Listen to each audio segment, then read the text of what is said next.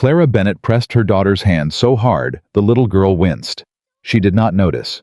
Her eyes were locked on the man standing at the edge of the platform, the man whose letters she had carried folded inside her coat for 6 months, the man she had believed trusted and crossed 4 states to reach, and he was laughing. Not nervously, not awkwardly.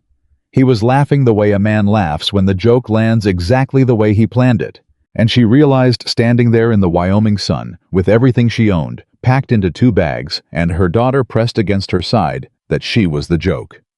If you've ever believed in someone who didn't deserve it, if you've ever given everything you had to, a promise that turned out to be hollow, stay with me until the very end of this story. Because what happens next will remind you that dignity is never truly taken from a woman who refuses to surrender it. Before we go any further, if this is your first time here, please subscribe to our channel and hit that notification bell so you never miss a story. And I want to know, what city are you watching from right now? Drop it in the comments below. I read every single one, and I love seeing how far these stories travel. Now let's go back to that platform in Silver Creek, Wyoming, in the summer of 1882, where a woman named Clara Bennett was about to have the worst and the most important moment of her life. The train had been moving for 4 days. Clara had counted them the way a person counts the last of something precious. Carefully, reluctantly aware that each hour brought her closer to something she could not take back. She had made this choice with her eyes open. She had written the letters, read his replies, studied his handwriting for signs of the man behind the words.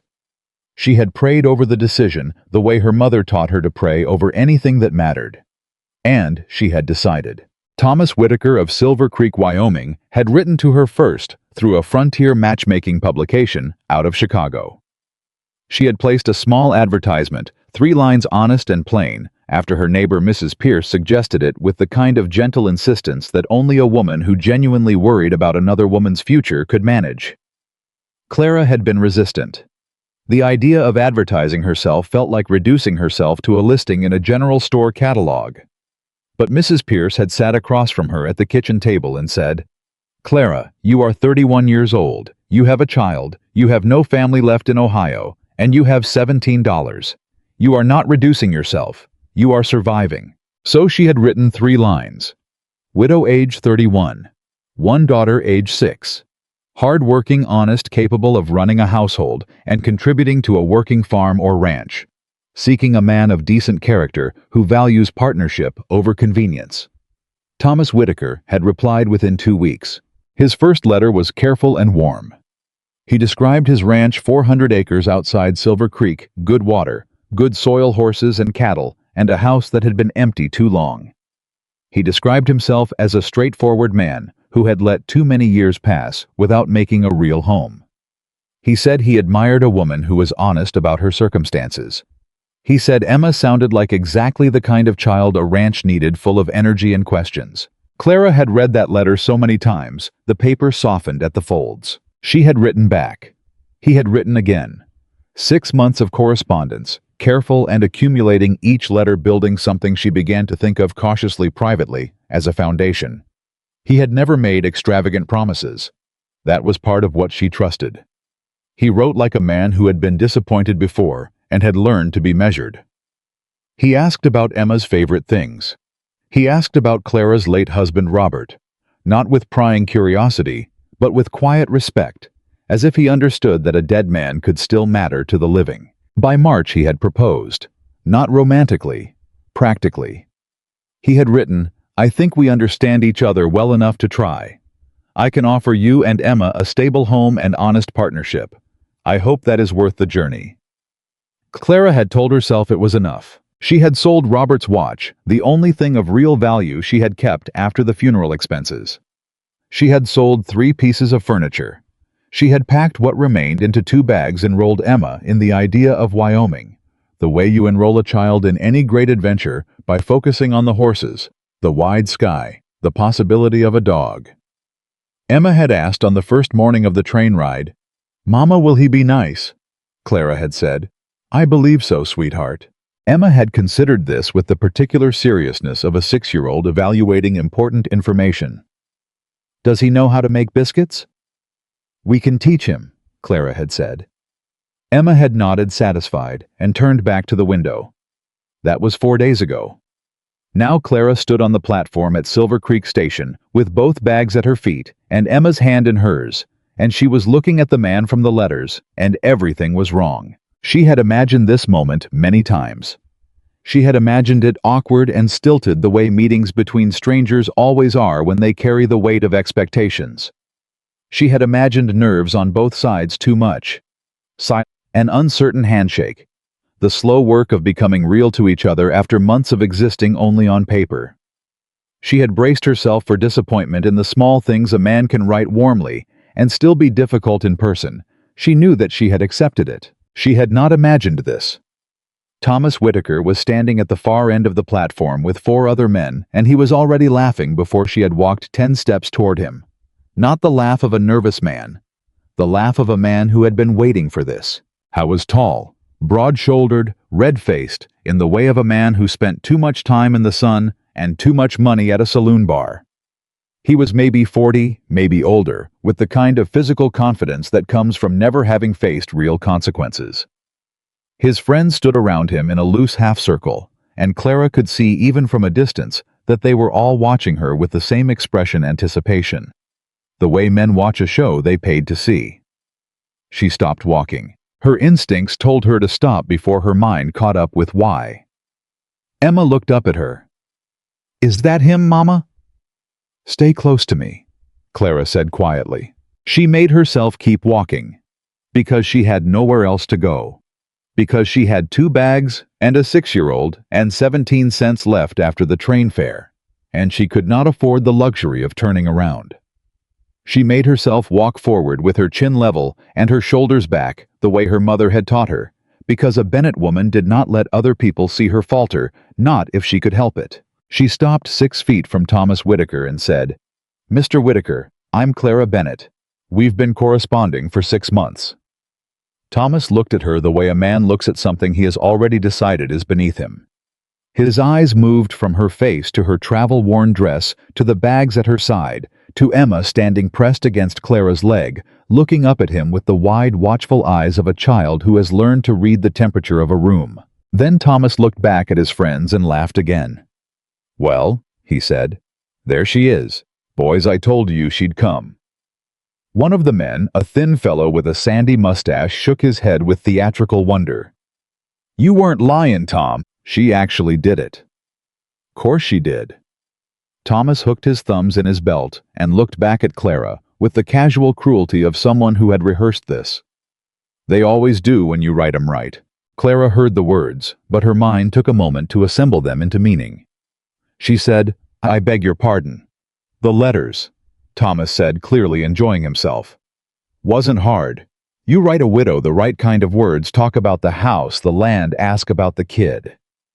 He glanced at Emma with something between contempt and indifference. "They'll pack up everything they've got and come running, every time." The air on the platform changed. Clara heard someone behind her inhale sharply. She was aware suddenly of how many people were present, townspeople. She realized who had come to the station not to meet arriving travelers, but to watch. They had known. Or at least some of them had. The postmaster behind his window.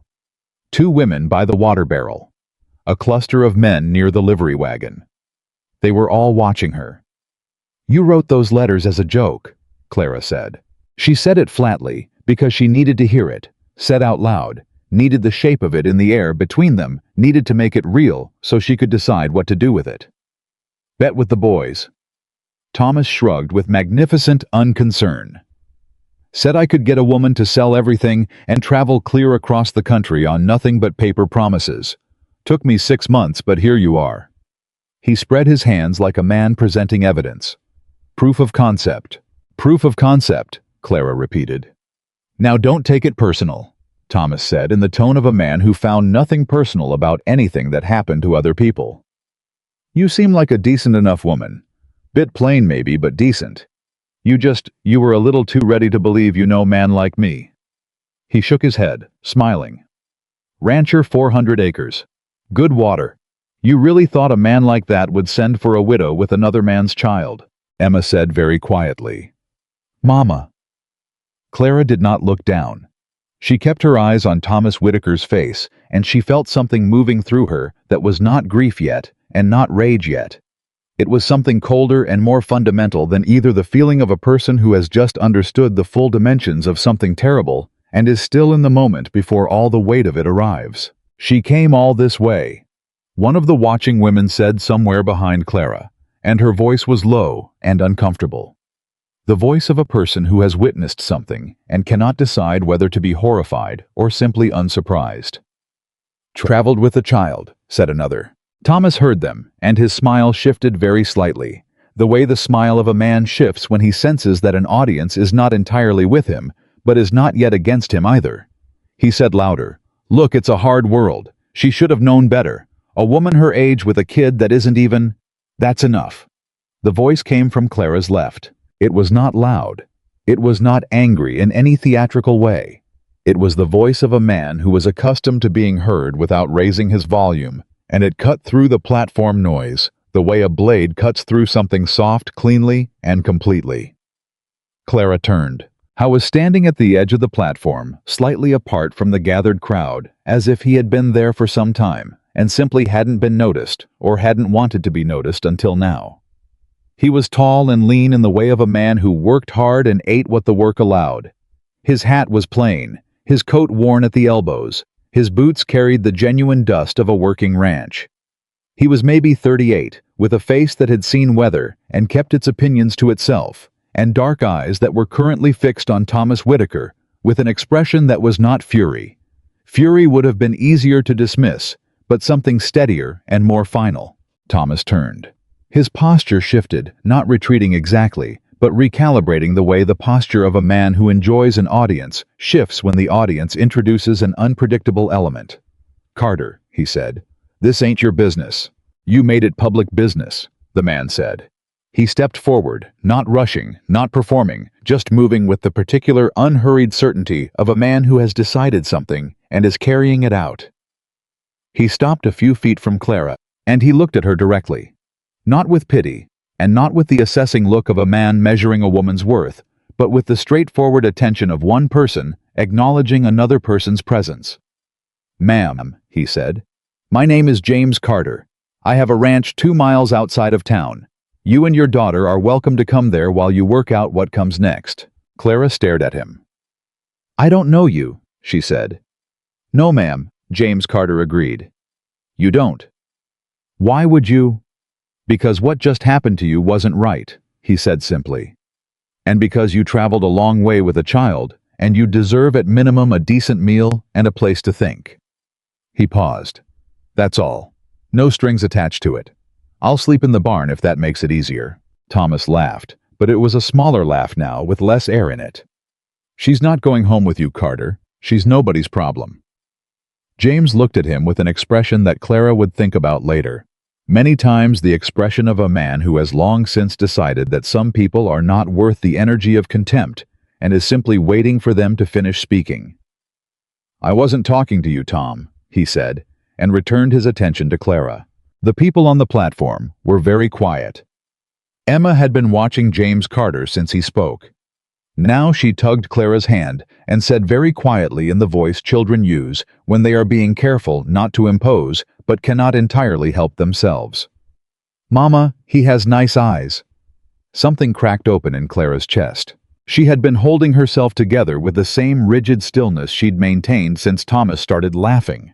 The controlled stillness of a woman who will not cry in public, who will not give a cruel man the satisfaction of watching her break, who has learned through hard years that dignity sometimes means simply refusing to collapse until you are somewhere private enough to do it with some grace. She had been maintaining that stillness with every resource she had. Emma's voice cracked it. Not wide open. Not into tears. She was not going to cry on this platform, she promised herself that much. But something shifted, some small internal thing, and she felt the back of her throat tighten and her eyes go hot, and she had to look away from both the man who'd destroyed her and the man who'd just offered her something without asking what it would cost her. She looked down at Emma. Emma was looking up at James Carter with the frank, uncomplicated assessment of a child who has not yet learned that it is impolite to evaluate people openly. And James Carter was looking back at Emma with an expression that was careful, as if he understood she was a person who required being taken seriously and was prepared to take her seriously. "Do you have horses?" Emma asked him. "Yes, miss," James said. "I do." "What kind?" "Bay mare named Biscuit and a gray gelding named December." Emma's eyes went wide.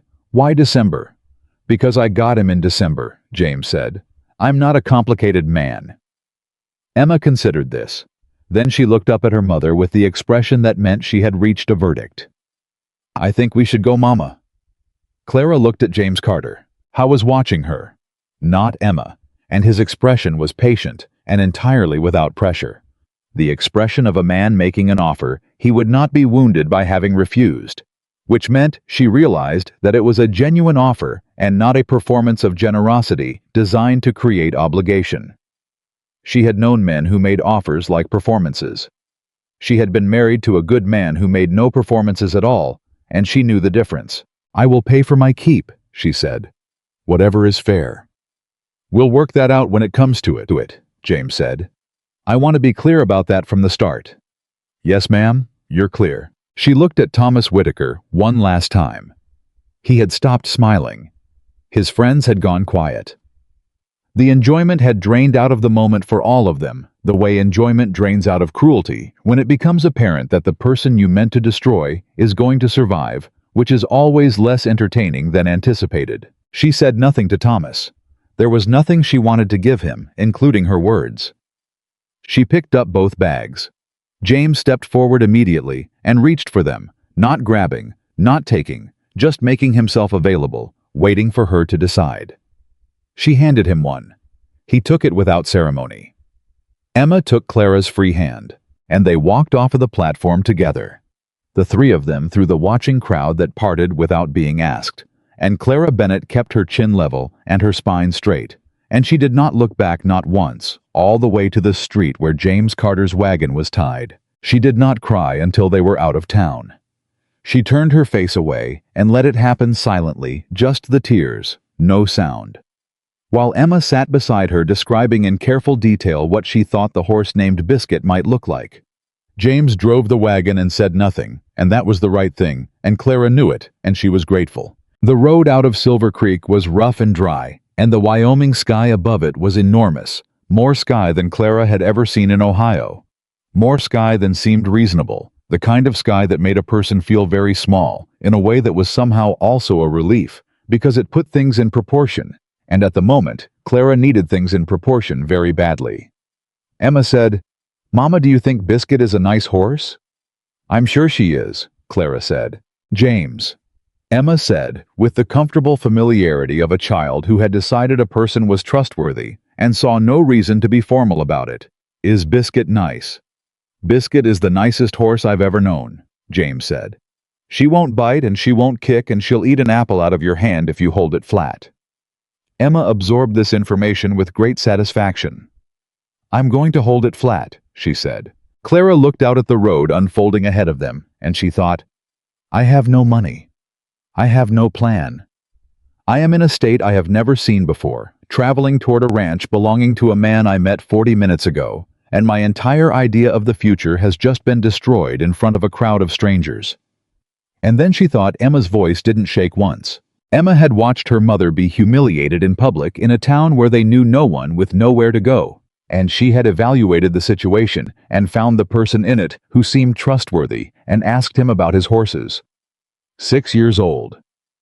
Clara put her hand over Emma's where it rested on the wagon seat. She thought, whatever happens next, I am not going back to Ohio with my tail between my legs and nothing to show for it. I am not going to let Thomas Whitaker be the end of this story. I came west because I believed there was something here worth coming for, and I am going to find it, even if it isn't what I thought I was looking for. The wagon rolled on. James Carter said nothing else.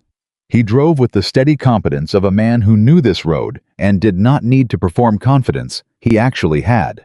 And Clara watched the Wyoming landscape and thought about the fact that 6 months of letters had been a lie, and that the lie had brought her here, and that here was so far not what she had expected. But not nothing at all. The ranch appeared at the end of a long track that cut through flat land and then rose slightly toward a ridge where the house sat. It was not beautiful. Clara had not expected beautiful. It was a working ranch, and it looked exactly like that, honest and functional and worn in the places that took the most use. The barn door needing new hinges, the fence line running straight and well-maintained, the yard cleared and kept the house itself unpainted but solid. The kind of place that had been built to last and had lasted. Emma saw the horses before anything else. She grabbed Clara's arm with both hands. "Mama, Mama, look, that's Biscuit." "You can't know that yet," Clara said. "She looks exactly like a biscuit," Emma said with total confidence. James tied the wagon and came around to help with the bags. He looked at Emma, who was already moving toward the fence where two horses stood watching the wagon's arrival, with the calm curiosity of animals that have learned people usually bring something worth paying attention to. "Miss Emma," he said, and she stopped and turned immediately, which Clara noted she did not always respond that quickly to Clara herself. "She's friendly, but she doesn't know you yet. Move slow and let her come to you." "Yes, sir," Emma said in her most serious voice. She walked to the fence with extreme slowness, exaggerating every step, and Clara felt something move through her that was very close to laughter, the first almost laughter she'd felt since the train. James was watching Emma too. Something moved across his face very quickly and was gone. Inside the house was exactly as she'd imagined, from the outside clean but sparse. The cleanliness of a man who kept things ordered out of discipline rather than comfort, who had learned the systems of survival and maintained them, and had not thought much about the difference between a room that is organized and a room that is lived in. The kitchen had everything it needed and nothing extra. The main room had a table, chairs, a fireplace. The single bedroom she could see through a half-open door had a made bed military neat. James set the bags inside the door and said, "Second room's off the kitchen. It's small, but it's got 2 beds. I kept it for when my brother visited. He hasn't for a while." He paused. "Nobody's using it." "Thank you," Clara said. "I'll fix something to eat," he said, and moved toward the kitchen with the manner of a man who was more comfortable with tasks than with the situation, which Clara understood completely because she felt the same way. She stood in the middle of the main room and took a long breath. She had nowhere else to be. She was here. This was what here looked like. She walked to the kitchen door. James was at the stove, moving with the slightly uncertain efficiency of a man who cooked out of necessity. He had flour on the counter and salt pork in a pan. "Can I help?" she said. He looked over his shoulder. "You don't have to." "I know I don't have to," she said. "I'm asking if I can." I was quiet for a moment. "You know how to make biscuits?" "I do." "Then yes," he said, and stepped to the side to make room. She washed her hands at the basin and found the bowl and the tin of lard and the buttermilk without asking, because kitchens were kitchens, and she had been managing one since she was Emma's age, and she began to work, and the sound of the kitchen filled up with the particular sounds of 2 people cooking side by side, which is one of the most companionable sounds in the world. And Clara felt not all right, not yet, not by a long way, but steadier than she had felt in the last 2 hours. Her hands knew what to do, and they did it, and that helped. Through the window, she could see Emma still at the fence, both arms through the rails, now palm flat, and Biscuit's nose close enough to touch. James followed her gaze. "She's got good instincts," he said. "With the horse." "She's got good instincts generally," Clara said. "Better than mine, apparently." James said nothing to that. He turned the salt pork. Clara cut the biscuits. After a while he said, "I want to say something, and I want you to hear it the way I mean it."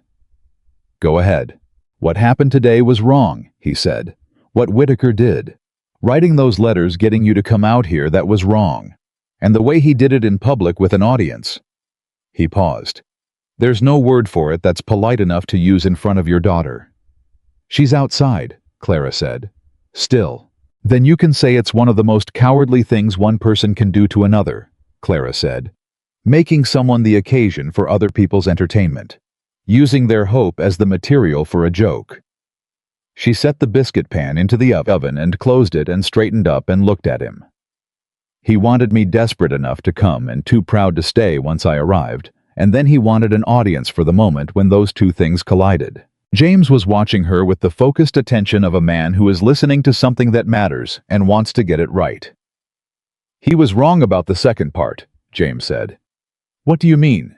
He wanted you to leave, James said. Break down, turn around, go back. Give him the ending he planned. He turned back to the stove. You didn't. Clara was quiet for a moment. I had nowhere to go, she said. That wasn't bravery. That was arithmetic. Maybe, James said. But you walked off that platform with your head up. That wasn't arithmetic. Clara didn't answer. The oven ticked with heat. The salt pork sizzled. Outside, Emma laughed a bright sudden sound, and both adults turned to the window instinctively and saw her with both hands on Biscuit's nose, laughing with her whole body, the way children laugh when they are purely and completely happy about a single thing.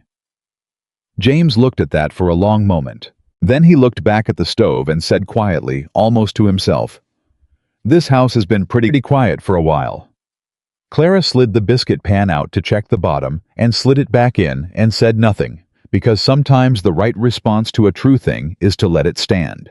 When Emma came inside, she was covered in horse smell and completely euphoric. She sat at the table and told them everything Biscuit had done in granular detail, including the exact way. Biscuit's nose had felt against her palm, and the precise sound Biscuit had made that Emma was now able to reproduce with startling accuracy. James sat across from her and listened with complete attention, asking questions at intervals that were exactly the right questions. The questions of someone who wanted to know what the experience had actually been like for the person describing it, rather than just waiting for their turn to speak. Clara watched him do this. She thought about the letters. About Thomas Whitaker asking about Emma in all the right ways in ink where it cost him nothing. About the difference between a man who writes warmly and a man who listens. After supper, Emma fell asleep in the small room before Clara had finished making the bed, her face still faintly smiling, one hand curled under her chin. Clara sat on the edge of the bed in the dark and looked at her daughter sleeping and allowed herself finally in private to feel the full weight of the day. It came in layers. The public humiliation that was one layer sharp and immediate, the kind of wound that throbs with the specific heat of being seen at your most vulnerable. Beneath that was something older and larger, the 6 months of hope. The letters she had believed. The future she had constructed in her mind carefully and sensibly, and not even all that elaborately. She hadn't wanted romance, she had wanted stability. She had wanted Emma to have a yard and a school and a man in the house who would teach her that men could be decent, and all of its 6 months of careful hoping had been material for someone else's entertainment. Beneath that was something she didn't fully look at because she wasn't ready to. The question of what came next. The arithmetic of her situation. She had $1.72. She had 2 bags of belongings. She was in Wyoming, which she had never seen before today, living in a stranger's house on a stranger's charity, and she had a 6-year-old who had gotten horse smell on her dress and fallen asleep smiling. She thought, I will not be a burden. She thought, I will make myself useful.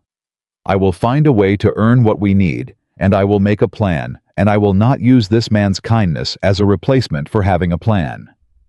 She thought Thomas Whitaker expected this to end me.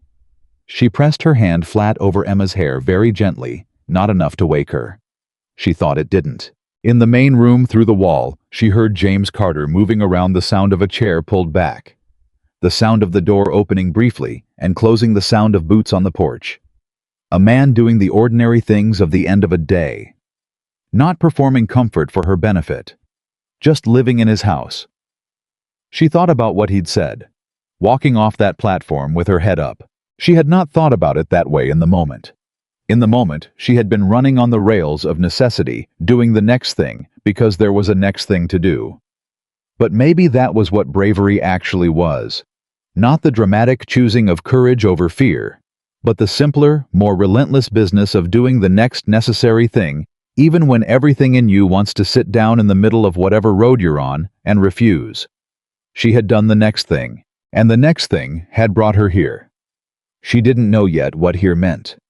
She didn't know yet who James Carter was, not really, not beyond what an hour of observation could tell her. which was that he was a man who said very little and meant all of it.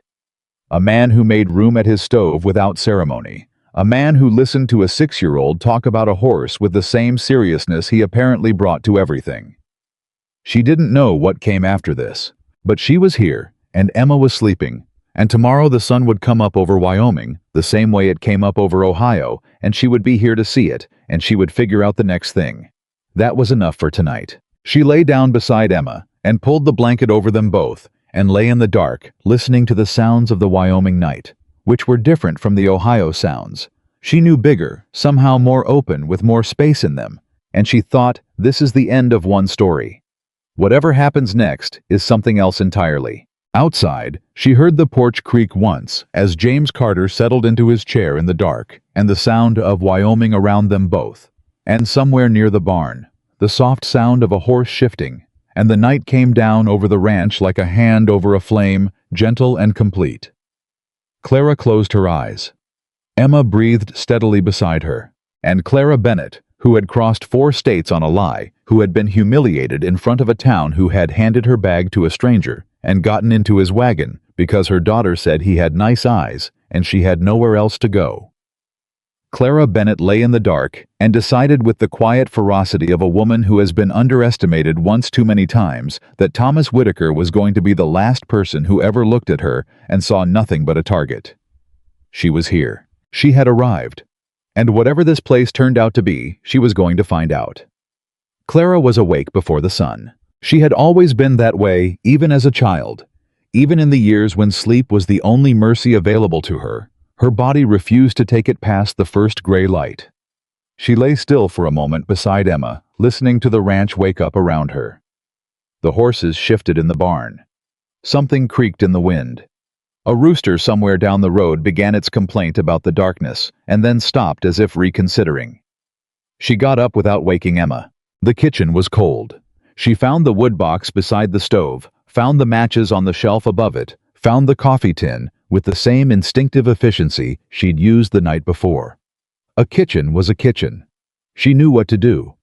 By the time she heard boots on the porch steps, the coffee was ready, and she had salt pork in the pan and biscuits shaping under her hands. James came through the door and stopped. He looked at the stove. He looked at her. He said nothing for a moment. "You didn't have to do that," he said. "I know," Clara said. "Coffee's ready." He hung his hat and sat at the table, and she poured the coffee and set it in front of him, and neither of them said anything for a while, because the morning was doing the talking, the sounds of the fire and the food, and the light coming up outside the window. The particular silence of 2 people occupying the same space without friction, which is rarer than most people realize until they've experienced it. James drank his coffee and watched her work. After a while he said, "You sleep all right." "Well enough," she said, which was not entirely true, but was as close as she was willing to get. "Emma." She didn't move once. Clara smiled without meaning to. She was still smiling when I got up. Something moved across James Carter's face at that. Something she couldn't quite name. Something that came and went too fast, like a light passing behind a window. He looked at his coffee. "Good," he said. They ate when Emma appeared still drowsy and still wearing her traveling dress, because Clara hadn't yet unpacked anything, her hair loose and wild, in the way of a child who has slept hard and happily. She stopped in the kitchen doorway and assessed the situation with the particular morning seriousness of a 6-year-old, and then she said without preamble, "Can I go see Biscuit before breakfast?" "After," Clara said. Emma looked at James. "James, can I go see Biscuit after breakfast?" "Yes, miss," he said with the gravity of a man taking a formal request under consideration. Emma sat down and ate with focused efficiency, which was not her usual pace, and Clara watched her without letting her see she was watching, and felt something complicated and tender and almost painful moving through her chest. The feeling of a parent who loves their child so much, the loving itself sometimes hurts, who has spent years trying to make sure that child's joy arrives, in spite of, rather than because of the circumstances they share. After breakfast, James took Emma to the barn. Clara stood in the kitchen and listened to them go. Emma's quick steps, James's slower ones, the barn door opening. Emma's voice lifting with recognition when she saw Biscuit. She heard Emma say something she couldn't make out, and then she heard James answer low and patient. And then Emma laughed, that bright, full-body laugh that Clara had heard from the wagon yesterday, and Clara stood at the kitchen basin with her hands in the water and her eyes suddenly hot. She would not cry again. She had made that decision in the dark last night, but she pressed her lips together for a moment and breathed. Then she set her jaw and started on the kitchen. She moved through the house, the way she moved through everything. Difficult, methodically, without pause, letting the work absorb what she couldn't afford to feel right now. She washed the dishes and set them to dry. She found the broom and swept the kitchen and then the main room. She straightened the chairs. She discovered behind the door of the main room a stack of account ledgers that had tipped over at some point and not been restacked, and she stacked them. James came back in with Emma behind him, both of them carrying the particular easy comfort of people who have just done something satisfying together. "She can ride," James said. Clara turned. "She can what?" "Biscuit let her sit," James said. "Just in the yard, at a walk. She's got good balance." Emma was radiant. "I told him I already knew," she announced to Clara with the tone of someone whose prior claims have been vindicated. "Remember Mr. Harmon's horse when I was 4? "You sat on Mr. Harmon's horse for approximately 30 seconds, Clara said. "I didn't fall off," Emma pointed out. "That is technically true," Clara admitted. James looked between them with an expression that was trying not to be something she might call amusement. And Clara caught that expression, and something in her chest shifted very slightly in a direction she was not prepared to examine. She said briskly, "Mr. Carter, I'd like to talk about the household work. What needs doing, what's already managed, what you've been managing on your own." James sat down at the table. "All right. Don't be polite about it," she said. "Tell me the truth." He looked at her with the directness that she was beginning to understand was simply how he looked at things. Not aggressively, not intrusively, but with the complete and patient attention of a man who took what was in front of him seriously. "The cooking's been poor," he said. "I manage the stock and the land and the accounts well enough. The house gets cleaned when I notice it needs it, which is probably not as often as it should be. I haven't had company in 2 years, so the guest room was shut and hadn't been aired." "The ledgers by the main room door," Clara said. "When were those last organized?" A pause. "They were organized," he said. "They tipped over." "When?" Another pause. "Last fall sometime." "Do you want me to go through them?" He looked at her. "Can you keep accounts?" "My husband was a carpenter. I kept his accounts from the beginning of our marriage." She met his gaze. "I'm good at it," he said after a moment. "Yes, if you're willing." "I told you last night I'd pay for my keep," she said. "This is how." "Clara." He used her name first time she noticed. "You don't owe me for last night." "I know what I owe and what I don't," she said, and her voice was calm and final, and not unkind. "I'll take the housework and the accounts. You keep doing what you're doing with the land and the stock. We'll see how that suits us both." He looked at her for a long moment. Then he said, "That suits me." And that was the arrangement. It was not glamorous. It was not the arrangement she had been promised in 6 months of letters, the warmth of a shared life, the stability of a real partnership, the thing she had let herself hope for with a careful and limited hopefulness that she had. Still, it turned out, underestimated the danger of. This was different. This was practical and unsentimental and clear-eyed, and it was what she had. She would make something out of it. That was what she did. The first week she cleaned the house from one end to the other.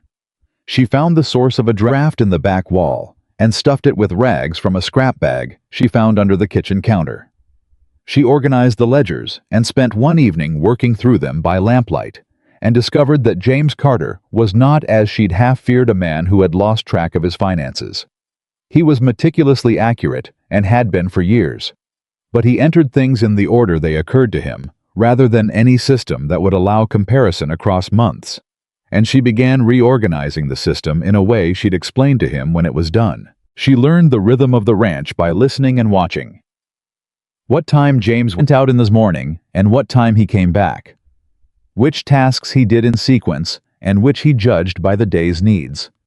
She started having food At the times he came in, not because she was trying to perform some role, but because it was efficient, and because she had always believed that feeding people at the right time was one of the most practical forms of care available to human beings.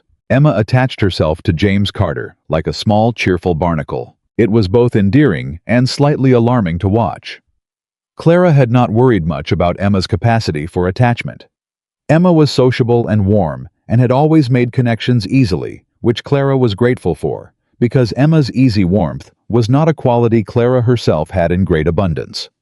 But this was fast, even by Emma's standards, and Clara watched it with the particular alert wariness of a mother who has spent 2 years ensuring that she and Emma needed no one they couldn't afford to lose. James handled it with remarkable steadiness. He included Emma in small tasks without making her feel managed, showing her how to check the water trough, how to hold the feed bucket, how to move slowly around an animal's hindquarters. He answered her questions with the same patient completeness he apparently brought to all questions, which meant that by the end of the first week, Emma was delivering small lectures on equine behavior at the dinner table, with an authority that Clara privately found both impressive and exhausting. "She's picking it all up," James said one evening when Emma had gone to bed. Clara was at the table with the ledger. "She picks everything up," she said. "Always has. It's a blessing and a terror."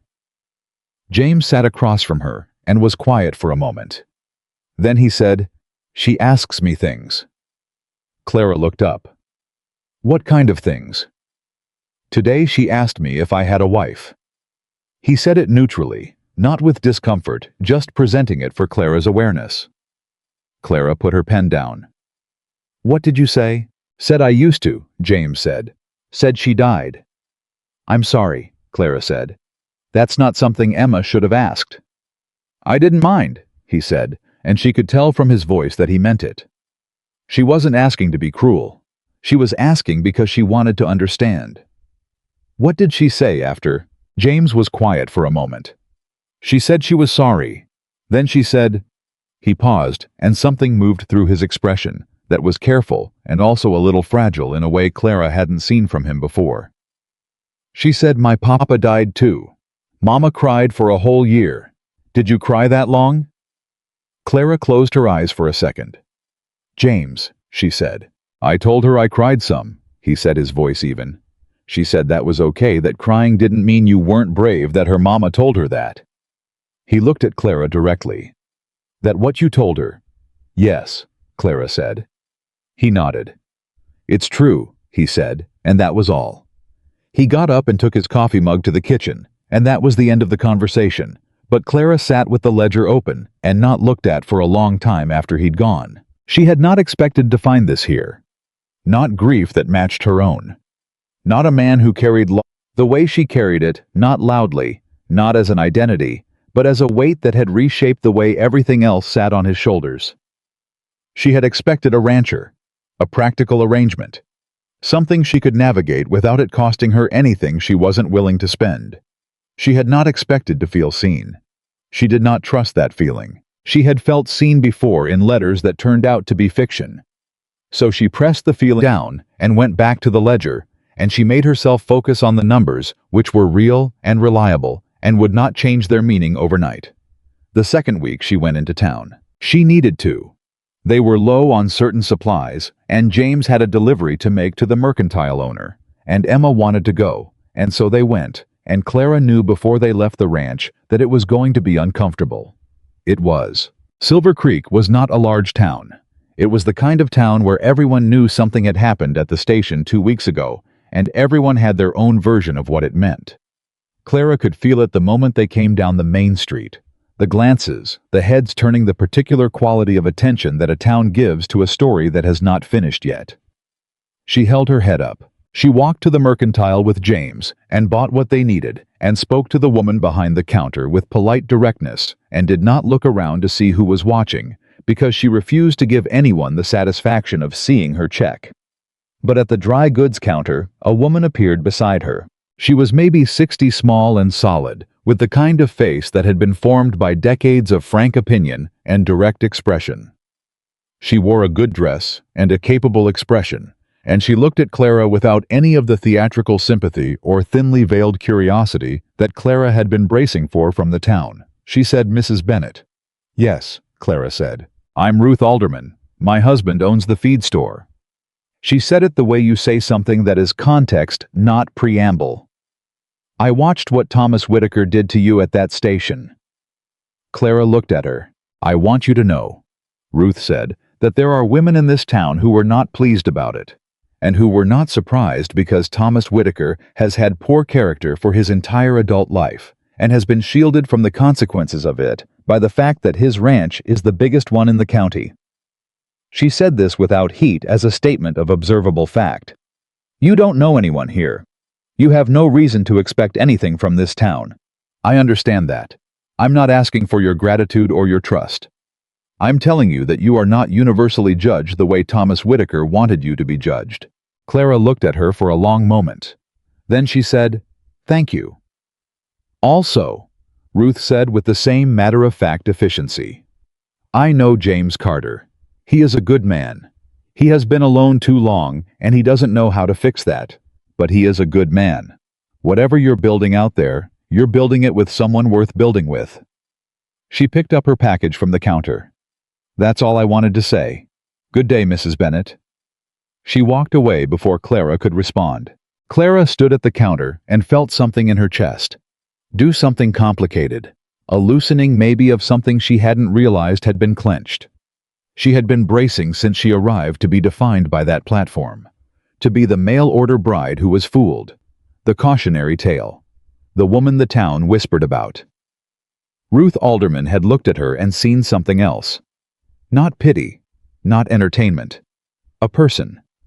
She did not cry in the mercantile. But it was close. She was quiet on the way back to the ranch. James drove Emma between them, telling an ongoing account of the 3 different dogs she had observed in town, and their relative qualities. Clara half listened, and let herself think about Ruth Alderman's words, turning them over, examining them the way she examined everything. She wasn't sure she could afford to believe. He is a good man. She was beginning to think that was true.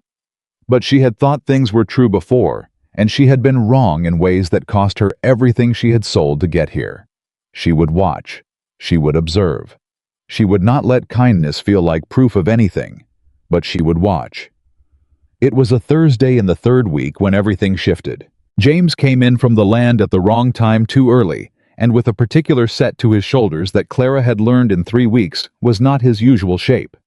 He came in and washed his hands at the basin, and then stood at the kitchen doorway with an expression that was controlled in the careful way of a man controlling something that would rather not be controlled. "There's a problem with the north fence," he said. "What kind of problem?" "The kind that has Thomas Whitaker's name on it," he said. Clara set down what she was doing. In the 2 weeks since they'd arrived, Thomas Whitaker had been a presence in the town's conversation, but not in their direct lives. She had heard his name once from Ruth Alderman.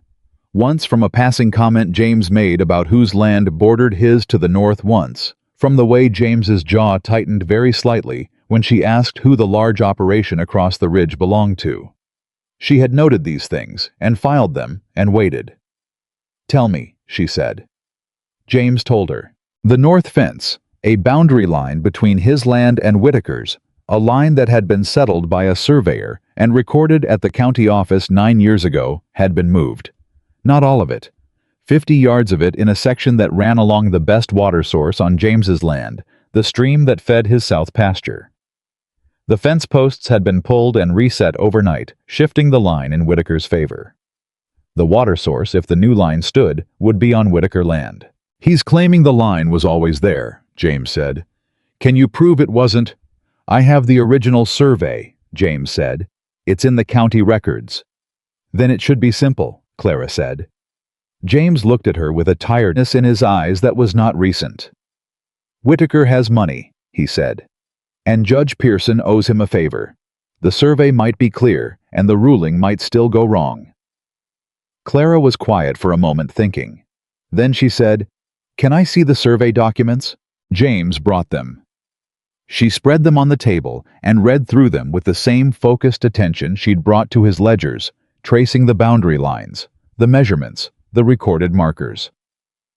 She was not a lawyer, but she had kept accounts for years, and she knew how to read a recorded document, how to find what was recorded and what was left out, how to see the shape of something through the numbers.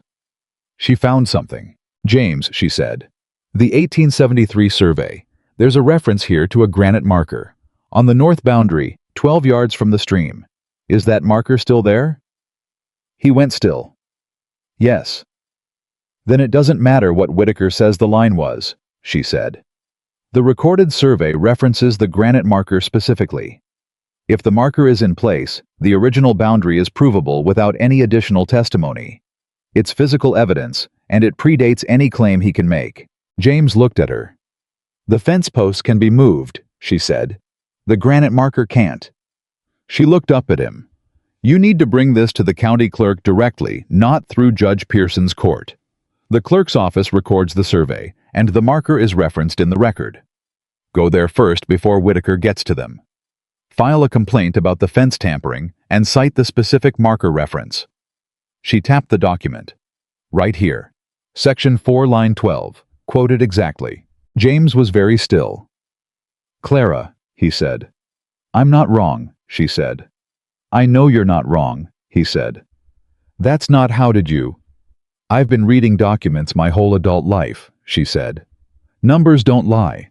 They get interpreted wrong sometimes, and they get misrepresented sometimes, but the number itself doesn't change." She smoothed the survey with her palm. "He moved your fence, James. He thought he'd moved the record with it. He hadn't." James sat down across from her. He looked at the document, and then he looked at her, and something in his face was doing something she had not seen on it before. Not the careful, controlled expression he usually kept, not the patient stillness, but something that was very close to shaken. As if he had expected to be fighting this alone, and had discovered unexpectedly that he wasn't. "I'll go to the county clerk tomorrow," he said. "I'll write down exactly what to say," she said. "The section and line reference and the language about the physical marker. Use the exact words from the document. Don't summarize." "All right." "And James." She waited until he looked at her. "Don't go to Thomas Whitaker first. Don't warn him. Don't give him time to get to the clerk before you do." Something moved in his eyes, a slow, considering respect. "You think like a woman who's had to fight without any weapons," he said. "I am a woman who's had to fight without any weapons," she said quietly. "You learn to use what you have." He went the next morning. Clara spent the morning in a state of controlled, concentrated waiting, which was its own kind of work. She baked, she swept, she organized the shelf by the window that had been bothering her for a week. She helped Emma practice the letters she was learning by tracing them in the flour dust on the kitchen table, and she listened to Emma explain with some authority that the letter Q looked like the letter O had gotten a tail, and she found that suspicious. Emma, in the middle of her letter lesson, looked up and said, "Mama, are you worried?" "I'm thinking," Clara said. "About the fence." Clara looked at her. "You heard that." "I wasn't listening on purpose," Emma said with the dignity of someone who had been listening on purpose. "I just heard. Is bad Mr. Whitaker trying to take James's water?" "He's trying," Clara said. "James is going to stop him." Emma thought about this. "Are you helping?" "I'm trying to." Emma nodded seriously. "Good," she said. "Because James is nice and Mr. Whitaker is mean, and mean people shouldn't win." "They shouldn't," Clara agreed. "Do they sometimes?" Emma asked. "Mean people. Do they sometimes win?" Clara looked at her daughter, at the face that was so entirely open and serious, asking the question the way children ask the questions that adults have learned to stop asking because the answer is too complicated. "Sometimes they get ahead for a while," she said carefully. "But when good people do the right thing consistently, and they don't give up, it's very hard for mean people to hold on to what they took." Emma considered this. "James won't give up," she said. "Not a question." "No," Clara said. "I don't think he will." "Neither will you," Emma said with the flat certainty of a child stating something so obvious it barely needs saying. James came back in the middle of the afternoon. Clara heard the wagon and was on the porch before he'd tied the horse. She watched his face as he came toward the house, reading the shape of it, the set of his shoulders, the way he was walking. She had learned his gaits already, the difference between a man coming back from a hard day's work and a man coming back from something that had gone wrong. This was neither. He came up the porch steps and he looked at her and he said, "The clerk accepted the complaint. He's sending a surveyor out next week to verify the marker." Clara let out a breath she had been keeping. Whitaker's lawyer was there, James said. Tried to argue the marker had moved. Clerk said the burden of proof was on Whitaker to show the marker had moved since it was referenced in the original recorded survey. He paused. "Your exact argument." Clerk said the same thing you said almost word for word. "It's the correct argument," she said. "Yes," James said. "It is." He looked at her with that expression again, the one that was not simply gratitude, not simply respect, something that was both and also something she still didn't have a name for. "Clara." "The surveyor will settle it," she said. "We'll deal with what comes after that when it comes." "Clara," he said again, and this time his voice had something different in it, something that was slower and more careful. The voice of a man who does not say important things without making sure they land right. "I've been running this ranch alone for 9 years. I've handled the land and the stock and the accounts and the legal disputes and the winters and the bad seasons. I've done all of it alone, and I've been fine. I know what it is to be fine alone." She waited. "I'm not fine in the same way I was before you got here," he said. "And I want you to know that, not to make anything of it right now, not to ask you for anything, just—" He stopped. "Just so you know." The Wyoming wind moved between them. Clara looked at James Carter, at the honest, weathered, patient face of a man who had just said the most genuinely vulnerable thing he was probably capable of saying, who had offered it without pressure or expectation, who had put it in her hands and stepped back to let her decide what to do with it. She thought about 6 months of letters that had said beautiful things. She thought about the way those letters had felt versus the way this felt. This was nothing like those letters. This was a man standing on his own porch in the afternoon light telling her the truth. She said, "I know what it is to be fine alone too." He waited. "I'm not the same kind of fine I was before I got here either," she said. "I don't know yet what that means, but I wanted you to know I noticed." Something shifted in his face, something that was relief, she thought relief, and something else that went too deep to name easily. He nodded once. She nodded once. And they went back inside because Emma had flour on her face and was calling from the kitchen about the letter Q, and there was supper to start, and the surveyor was coming next week, and life on the ranch was moving forward in its ordinary and extraordinary way. But something had been said that had not been said before, and in the small interior country where Clara kept the things she was not yet ready to admit to herself. Something moved carefully, tentatively, like a thing coming back to life after a long cold. She did not name it. She was not ready to name it, but she did not push it away either, and that was new. That night, after Emma was asleep and the house was quiet, Clara sat by the fire in the main room with the ledger she had finished reorganizing, and she thought about the last 3 weeks, what they had been, what they were becoming, the shape of the thing taking form in this house that had been empty and was not empty anymore. She had come west looking for a home. She had not found what she expected. She had found something she didn't have a name for, yet a rancher who made room at his stove, a granite survey marker she'd found by reading carefully, a woman in a mercantile who saw her like a person, a daughter who'd made friends with a bay mare named Biscuit, and was conducting ongoing negotiations with the letter Q. She had found people who treated her like she was worth treating well. She had almost forgotten what that felt like.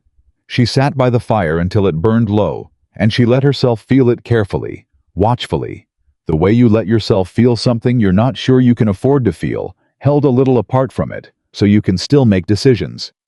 And then she went to bed. And outside the Wyoming night was enormous and full of stars, and the ranch was quiet, and somewhere in the barn, Biscuit shifted and sighed, and James Carter's light was off, and Clara Bennett lay in the dark in a house that was not hers, and a life that was not what she'd planned, and felt for the first time in years that something was genuinely possible. She didn't know what. She didn't need to know yet. Possible was enough. The surveyor came on a Tuesday. Clara knew he was coming because James had told her the night before, and she had spent the morning doing what she always did when she was waiting on something that mattered. She worked. She cleaned things that were already clean. She reorganized a shelf she had organized the previous week. She made a pie that nobody had asked for because her hands needed something to do, while her mind ran through every possible outcome of what was happening on the north boundary of the ranch. Emma sensed the tension, the way children always sense tension, not by understanding it, but by feeling it in the air and responding to it quieter than usual, staying closer to Clara than she normally did, following her from room to room, with the particular silent companionship of a child who knows that what a person needs sometimes is simply not to be alone. James had left early. He didn't say much before he went. He'd come to the kitchen doorway with his hat in his hand and said, "Should be done by noon." And Clara had said, "All right." And that had been the whole of it, because there was nothing else to say that would make the outcome any more certain. The noon hour came and passed. Clara made herself sit at the table with the ledger and actually look at it. Actually work, not just perform the motions of working, while her mind was somewhere on the north fence line, watching a man with a measuring chain walk through the grass. Emma, who had been drawing letters on a piece of brown paper at the other end of the table, said without looking up, "He'll be fine, Mama." "I know that," Clara said. "You're holding your pen too tight," Emma said. Clara looked at her pen. She was in fact holding it with a grip that suggested she was trying to prevent it from escaping. She loosened her fingers deliberately and returned to the ledger. 20 minutes later, the wagon came back. She heard it before she saw it, heard the particular sound of the wheels on the dry track, and she was at the door before she had decided to be at the door, and she watched James come down from the wagon with a face she could not read yet at this distance, which told her nothing. And then he came closer, and she read his face, and she knew. He came up the steps and he said, "The marker stands where the survey recorded it. The fence line is back where it belongs." Clara pressed her hand flat against the doorframe. "Whitaker's lawyer tried to argue the marker had shifted over the years," James said.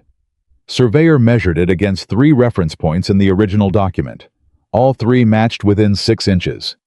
He paused. "Whitaker's fence is coming down. County order." "Good," Clara said. "It won't be the end of it," James said. "He'll find another angle." "Let him find it," Clara said. "We'll deal with that one too." James looked at her with that expression that she had stopped trying to name, and simply let exist something that was deeper than gratitude and more considered than admiration. The expression of a man who has revised his understanding of something important and is still in the process of adjusting to what he now knows. He said, "The clerk told me something else." "What?" "He said Whitaker came in the morning before I did," James said. "Morning I went to file the complaint. He was already there trying to get the clerk to record the new fence line as the official boundary. If I'd waited another day—" "You didn't wait another day," Clara said, "because you told me not to." She met his eyes. "I told you what the document said. You decided what to do with it." He shook his head slowly, not in disagreement, but in something closer to wonder. "Clara, there's pie," she said. "Come inside." He laughed. It was the first time she had heard him laugh, not the near smile, not the controlled amusement she'd seen cross his face occasionally, but an actual laugh, brief and genuine and startled out of him, as if it surprised him as much as it surprised her. It changed his face entirely, made him look younger, made him look like a man who had not somewhere along the way decided that laughter was a luxury he couldn't quite justify. Emma appeared in the doorway behind Clara. "Did you win?" she demanded. "We won," James said.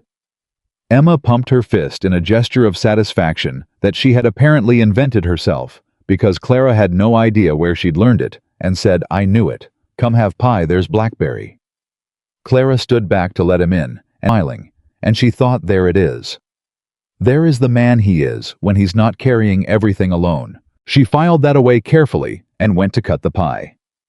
Thomas Whitaker did not come to the ranch that week. He came the week after. Clara was in the side yard when she heard the horse on the track, and she turned and recognized him before he'd come within easy speaking distance. His size, his bearing, the particular way he sat. A horse that communicated a man who expected the road to accommodate him rather than the other way around. She set down what she was holding and stood up straight and let him come. He pulled up his horse and looked down at her from the saddle with an expression that had changed since the platform.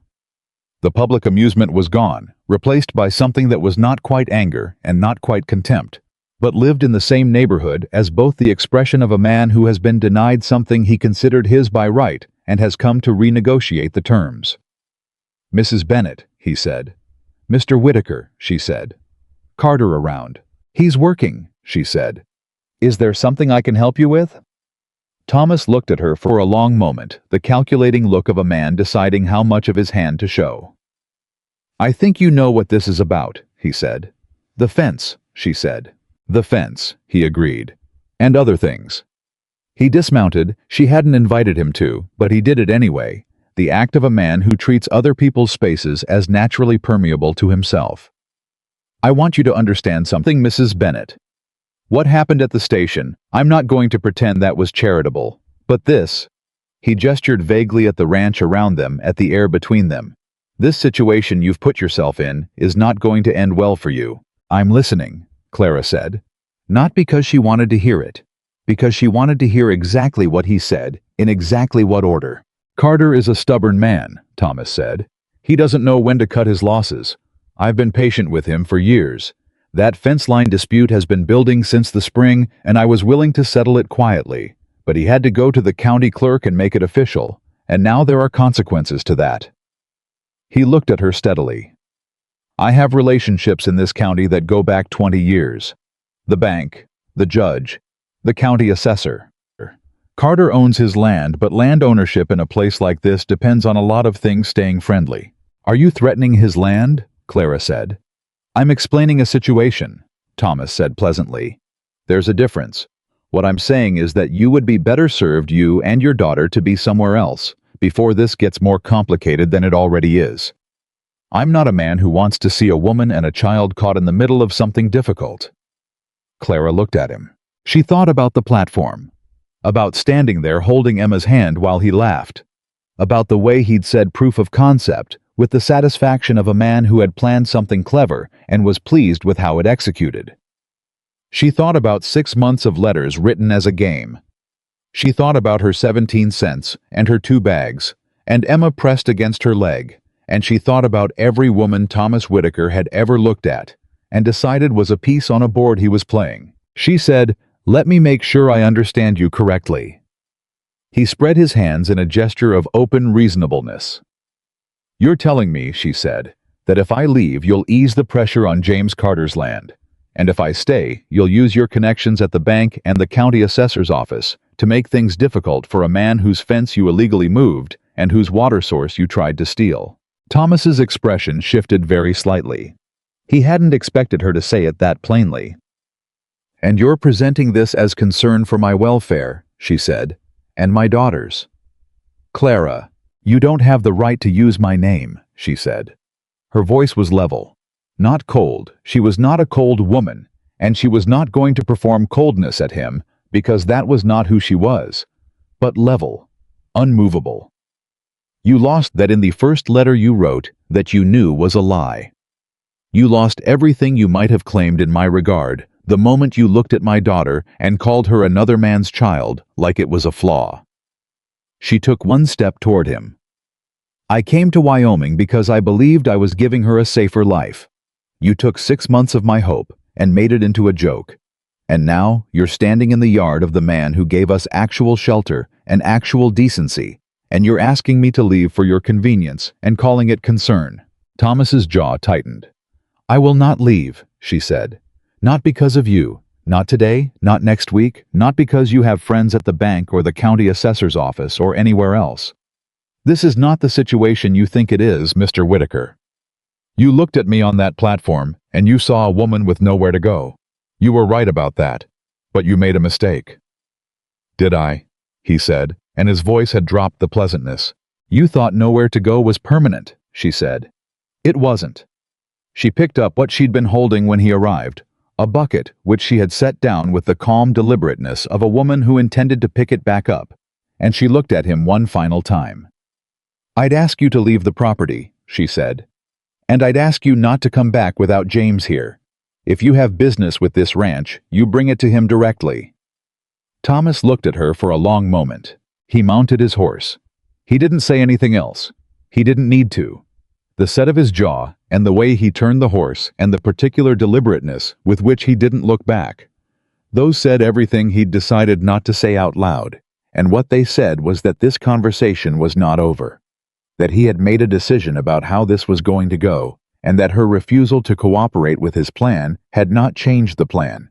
Just the timeline. She stood in the yard and watched him go. Her hands were not shaking. She was proud of that. Privately, completely, she was proud of that. She went inside and put water on to boil, and sat down at the table, and stayed very still for about 3 minutes, letting the adrenaline work its way through her system, the way it always did, the particular physical aftermath of a moment that had required everything she had. Then she got up and made tea, and thought about what he'd said about the bank. James came in at dusk. She told him everything. Not summarized exactly. She had been trained by years of keeping accounts to believe that precision mattered, that the exact words and the exact order said something that a summary could not, and she gave him Thomas's words as close to verbatim as her memory could manage, which was very close. James listened without interrupting. When she finished, he was quiet for a long time. Then he said, "He mentioned the bank specifically." "Yes. I have a loan on the south parcel," James said. "Small one. I've been paying it consistently for 4 years. It shouldn't be an issue." He paused. "Shouldn't." "Who holds the note?" Clara asked. "First Territorial Bank of Silver Creek," he said. "Manager's a man named Hargrove." "Is Hargrove connected to Whitaker?" James's jaw worked. "They're in the same church," he said, "and the same hunting club." Clara thought. "James," she said, "how current are you on the payments?" "Never missed one." "Do you have your records here? Every payment, every date." "In the ledger," he said. Then he looked at her. "The ledger you reorganized." "Yes," she said. "I have every payment you've made in the last 4 years organized by date and amount with the running balance. It's clear, it's accurate, and it's cross-referenced with your receipts."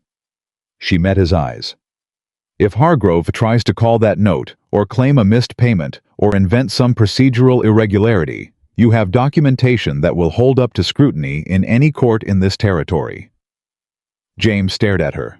"I wasn't organizing the ledger just for housekeeping purposes," she said quietly. "I was making sure that everything you own is documented clearly enough that nobody can take it from you on a technicality." He said, "When did you start thinking about that?" "When Whitaker moved the fence," she said. "A man who moves a fence line doesn't stop at one fence." James put both hands flat on the table and looked down at them. He stayed like that for a moment, not defeated, not angry, but processing something. The particular processing of a man who has been trying to hold everything together alone for so long that discovering he hasn't been alone is almost too large a thing to absorb quickly. "Clara," he said. "The documentation is solid," she said. "Whatever he tries through the bank, you have the records to counter it. That's not—" He stopped, started again. "I was going to say thank you." "Oh," she said. "I keep trying to say thank you," he said with a quietness that was almost wry, "and you keep turning it into a practical conversation." She looked at him. "I don't know what to do with thank you," she admitted. "I know," he said. "I noticed." His eyes were steady on hers.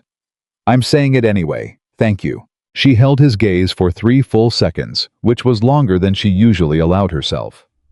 "You're welcome," she said. "Now let's talk about the bank." He almost smiled. "Let's talk about the bank." 2 days later, Hargrove sent a letter.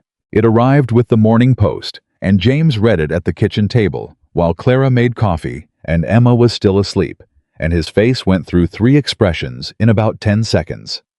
Recognition, anger, and then a cold, controlled settling that Clara had come to understand was James Carter at his most determined. "What does it say?" she asked. He handed it to her. The letter was formally worded and extremely careful, the kind of careful that is its own form of aggression. The precision of language, designed to sound procedural while meaning something threatening.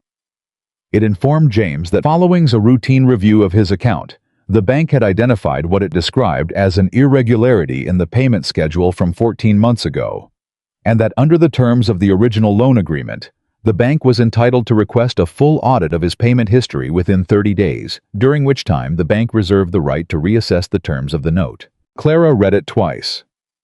"There is no irregularity," James said. "I know there isn't," she said. "I've read every entry. Your records are clean." She set the letter down. "He's not going to find anything because there's nothing to find. This is a delay tactic. He wants you spending the next 30 days worried and scrambling for documentation instead of watching what Whitaker is doing with the fence line.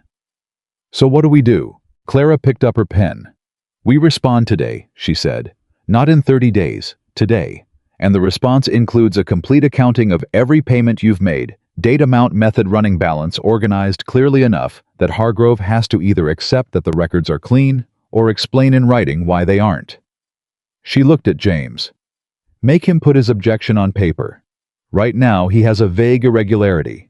The moment he has to specify what it is, he has to either invent something specific, which is fraud, or admit there's nothing there." James watched her write. She wrote for 40 minutes. When she was done, she had produced a 2-page accounting of 4 years of loan payments, methodically organized with a covering letter that was cordial and precise, and left absolutely no room for ambiguity. She referenced the original loan terms. She cited the specific dates of each payment and the recorded balance after each one. She included a statement noting that the account holder was prepared to provide the original receipts for any payment upon request, and that the account holder welcomed any clarification the bank required and expected the same clarity in return. She signed it Clara Bennett on behalf of James Carter. Then she stopped. "Can I sign that?" she said. "Is that—" "Yes," James said. He said it without hesitation and without making a thing of it. Just yes. As if the question barely needed to be asked, which meant he had already decided somewhere in the last several weeks that she was someone whose signature meant something in the context of his affairs. She signed it. He wrote it to town that afternoon. He came back 3 hours later with a look on his face that was a specific variety of satisfaction, not triumphant, not relieved, but the deep, quiet satisfaction of a man who has done the exact right thing and knows it. "Hargrove read it at his desk," he said. "While I was standing there, I watched his face." He paused. He went back to look at something in the file. Then he came back and said the irregularity had likely been a clerical error on the bank's part and that the account was in good standing. Clara set down her coffee. He said clerical error. "Clerical error," James confirmed. "Well," Clara said. "He didn't look happy about it," James said. "No," Clara said. "I don't imagine he did." She picked her coffee back up and looked at the window and thought about Thomas Whitaker reading Hargrove's report. Thought about a man who was accustomed to the mechanisms of power working exactly as he directed them. Discovering that one of those mechanisms had just been blocked by a woman he had publicly designated as nobody. She thought he will come himself next time. She thought let him come. He came 3 days later. This time he came to James. James was in the yard. Clara was inside, but she heard the horse, and she heard the voice, and she stood very still in the kitchen, not hiding, not performing calm, just waiting to understand what this version was going to be. Thomas's voice carried clearly. "I'll buy the south parcel," he said. "Fair price. Survey assessed value plus 10%. You'd walk away clean." James said, "It's not for sale." "Everything's for sale at the right price." "Not this," James said. "Not to you." A silence.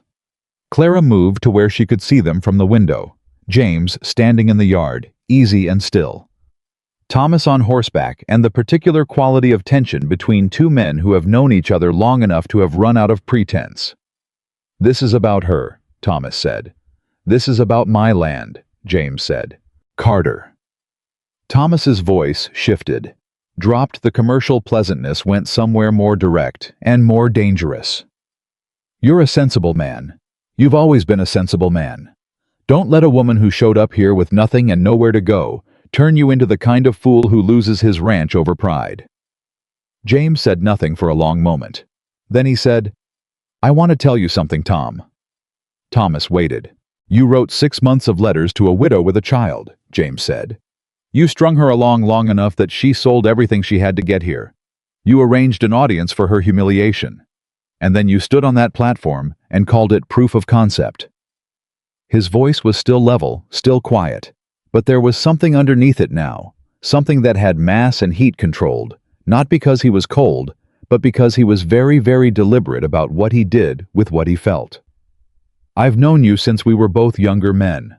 I've watched you for 20 years, and I want you to know that what you did to that woman and that child is the worst thing I have ever seen you do. And you have not been a man who did small things. Thomas's horse shifted. She is not the reason I won't sell you this land, James said. I wouldn't sell it to you if she'd never arrived. But she is the reason I'm telling you this to your face, instead of just saying it in my head and moving on, because she showed me watching how she handled everything you did to her and everything you've tried since what it looks like to tell the truth without flinching. So I'm telling you the truth. You are not a man I will do business with. You are not a man I respect, and you are not welcome on this property. Thomas looked at him. Something moved through his expression, something that in a different man, at a different moment, might have been shame.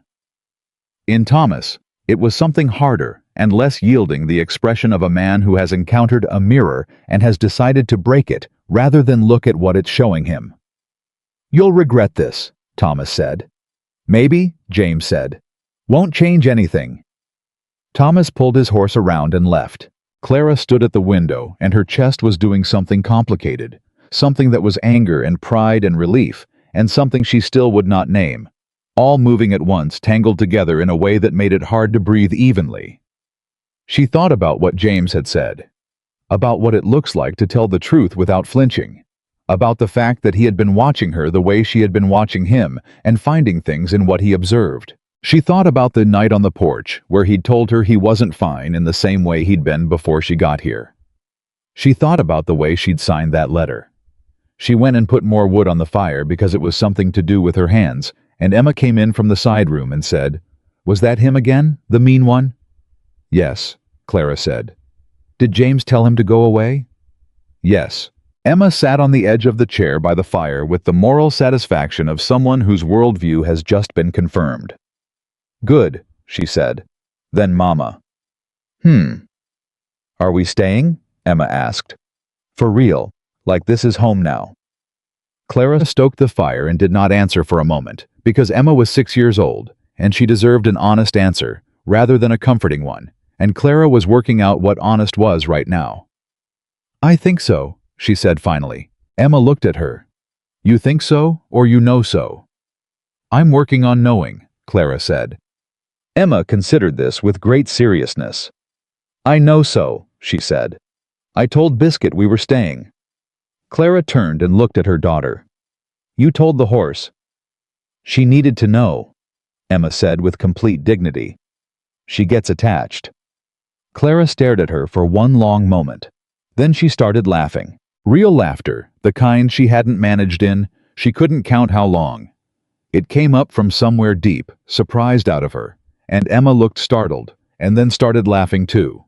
Not entirely sure what was funny, but entirely willing to be part of it. And Clara sat down on the floor next to Emma's chair and laughed until her sides hurt, and Emma climbed down and sat in her lap and laughed too.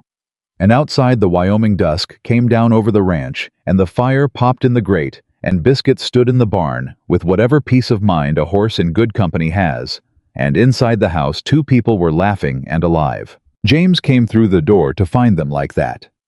He stopped. He looked at Clara on the floor with Emma in her lap, both of them pink-faced and breathless, and he looked at this for a moment, and then something crossed his face that was enormous and quiet and entirely unguarded. The expression of a man seeing something he did not know he had been missing, until this exact second revealed it to him. "I interrupted something," he said. "Emma told the horse we're staying," Clara managed. "The horse. She told Biscuit." James looked at Emma. Emma said, perfectly composed, she needed to know.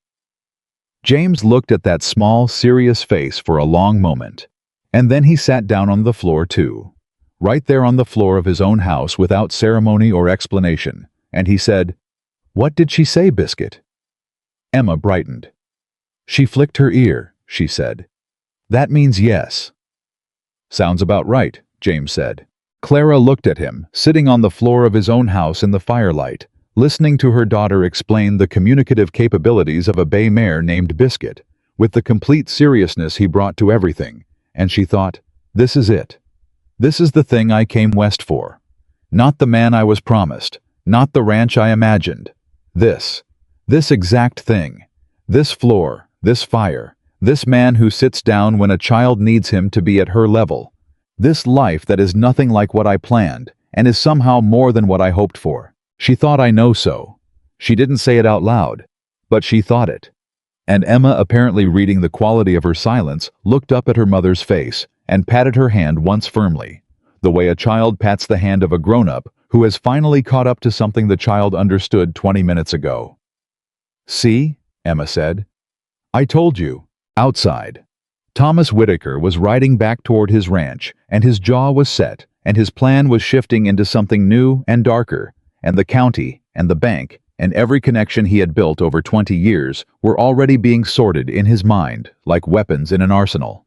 He was not finished, not by a long way, but on the floor of the Carter Ranch, by a fire that had been cold too many years, a woman and a child and a man were sitting together in the ordinary miracle of an evening that belongs to people who have decided without ceremony, without announcement, that they are home. And tomorrow would bring what it brought. But tonight was theirs. The letter from the county assessor's office arrived on a Friday morning. Clara saw James read it. She watched his face go through the same sequence it had gone through with Hargrove's letter recognition. Anger, and then that cold settling that meant he was already thinking 3 moves ahead. But this time, there was something underneath the settling that hadn't been there before. Something heavier. He handed it to her without speaking. She read it. The assessor's office was informing James Carter that following a routine review of property tax records for Silver Creek County, it had been determined that the Carter Ranch, specifically the south parcel and the eastern grazing land, had been underassessed for a period of 7 years. The letter cited a reassessment value nearly double the previous figure effective immediately, with back taxes calculated on the difference for the full 7-year period. The total amount due was listed at the bottom of the letter in plain figures. It was more than James made in 2 years. Clara read the number twice. She set the letter down flat on the table and looked at it for a moment, the way you look at something you need to understand completely before you respond to it. Then she said, "Who is the county assessor?" "Man named Doyle," James said. His voice was even. Too even. "He and Whitaker went to school together." "Of course they did," Clara said. Emma was at the table eating breakfast, and she looked between them with the animal alertness of a child who understands that the adults in the room are managing something serious. She didn't ask. She just ate her biscuit very quietly and watched. "Can he do this?" Clara asked. "Legally. Is a 7-year retroactive reassessment something that's within the assessor's authority?" "I don't know," James said. "Then that's what we need to find out first," she said. "Before we respond to anything, before we pay anything, before we say anything to anyone." She stood up. "Do you know a lawyer in Silver Creek, not one connected to Whitaker?" James thought. "There's a man named Alderman, Henry Alderman. He does property work mostly. His wife." "Ruth," Clara said immediately. James looked at her. "You know her. She spoke to me out of the Mercantile," Clara said. 3 weeks ago. She told me you were a good man and that I should stay." She looked at the letter. "I trusted her instincts then. I trust them now. Can you get to Henry Alderman today?" "I can be in town by 10. Go," she said. "Take the original land deed and the survey documents. Take the tax receipts, they're in the left-hand section of the ledger organized by year." She was already moving to the shelf. "Don't take copies. Take the originals. Make Alderman read them in front of you." James was already reaching for his hat. "James." He stopped. "Don't tell anyone else in town why you're going to see him. Not the reason. If Whitaker has people watching—" "He does," James said. Flat. Certain. "Then you're going to see Alderman about a routine matter," she said. "That's all." He nodded. He left. Clara stood in the kitchen after he'd gone and breathed for exactly 10 seconds. Then she turned to Emma, who was still watching her with that quiet, careful attention. "Finish your breakfast," Clara said. "Is it bad?" Emma asked. "It's a problem," Clara said. "Problems can be solved." "Can this one?" Clara picked up the letter and looked at it one more time. 7 years. Double the assessment. A number designed to be impossible, large enough to threaten the ranch, specific enough to look legitimate, timed precisely to follow the failed fence line move and the failed bank maneuver, like the third blow in a sequence that had been planned from the beginning. Thomas Whitaker had not been improvising. He had been patient. He had watched James Carter refuse to sell, watched the fence dispute, fail, watched Hargrove's letter get answered in 40 minutes with 4 years of clean documentation, and he had gone to the tool he'd been saving. The assessor. The back taxes. The number that was not designed to be paid, it was designed to be unpayable. "Yes," Clara said. "This one can be solved." She said it because Emma needed to hear it, and because she needed to say it out loud herself, and because she believed it not with certainty, not yet, but with the particular determination of a woman who had been underestimated by this man once already, and was not going to give him the satisfaction of being right about her twice. She sat down at the table with a piece of paper and began to write. She wrote everything she knew. The fence line dispute and its resolution. The Hargrove letter and how it had been answered. The timeline of Thomas Whitaker's movements against James Carter's property since she had arrived. She wrote it in the precise, organized way. She wrote everything. Dates, names, specific language, documented facts, cross-referenced with the records she had in the ledger. When she was finished, she had 3 pages of paper that told a story. Not a story of romantic conflict or personal grievance. A story of systematic, coordinated property interference conducted through institutional channels by a man who had the connections to make each piece look legitimate in isolation and hoped no one would be reading them all together. She read it back. She thought, this is what it is. This is not a neighbor dispute. This is not a legal technicality. This is a campaign, and it has a pattern, and the pattern is visible when you put everything in order. She thought, I need someone who can see the pattern. Henry Alderman came back with James at noon. How was a compact man in his 60s, gray-haired and precise in the way of a man who had spent 40 years reading documents carefully and had come to love the truth of specifics. He sat at the kitchen table, and he read the letter from the assessor, and he read the pages Clara had written, and he read the ledger sections she indicated without being asked, and he was quiet for a long time. Emma had been sent to the barn. Clara and James sat across from Alderman and waited. Finally, Alderman looked up. The reassessment itself is within the assessor's technical authority, he said. That part is legal. A retroactive reassessment is unusual, but not unprecedented. He paused. However, Clara leaned forward slightly. The calculation is wrong, Alderman said. He tapped the letter. The assessed value they're using as the new baseline, this figure here, that's not what this land is worth. I know this land. I've done property work in this county for 40 years. This is a 15% overvaluation at minimum, and they've applied it retroactively for 7 years. He looked at James. If we challenge the baseline valuation with an independent appraisal, the back tax figure drops substantially. Not to zero, but to something that is not designed to destroy you. How long would a challenge take? James asked. 6 to 8 weeks for the appraisal, Alderman said. Then a hearing before the county commission. Can Whitaker influence the commission? Clara asked. Alderman looked at her directly. He had been looking at her with a considered attention since he arrived. Not dismissively, not with the condescension she'd braced for, but with the focused assessment of a man who was deciding how much weight to give what she said. Some members, he said. Not all. Commissioner Hale has had his own difficulties with Whitaker over a grazing rights matter 3 years back. He will not be sympathetic to a Whitaker-adjacent complaint. Then we need Commissioner Hale to see the pattern, Clara said. Not just this letter, all of it. The fence, the bank, now this. 3 separate attacks, through 3 separate institutions, within 2 months, each one timed to follow the failure of the last. Alderman looked at her for a long moment. "You wrote these pages?" he asked, meaning the summary she'd prepared. "Yes," she said. "You've kept accounts before," he said. It wasn't a question. "My husband was a carpenter," she said. "I kept his accounts. Then I kept Mr. Carter's." Alderman tapped the summary against the table and looked at James. "Where did you find her?" "Train station," James said. Something moved through Alderman's expression that was very close to amusement, but he was a man of professional gravity, and he returned quickly to the matter.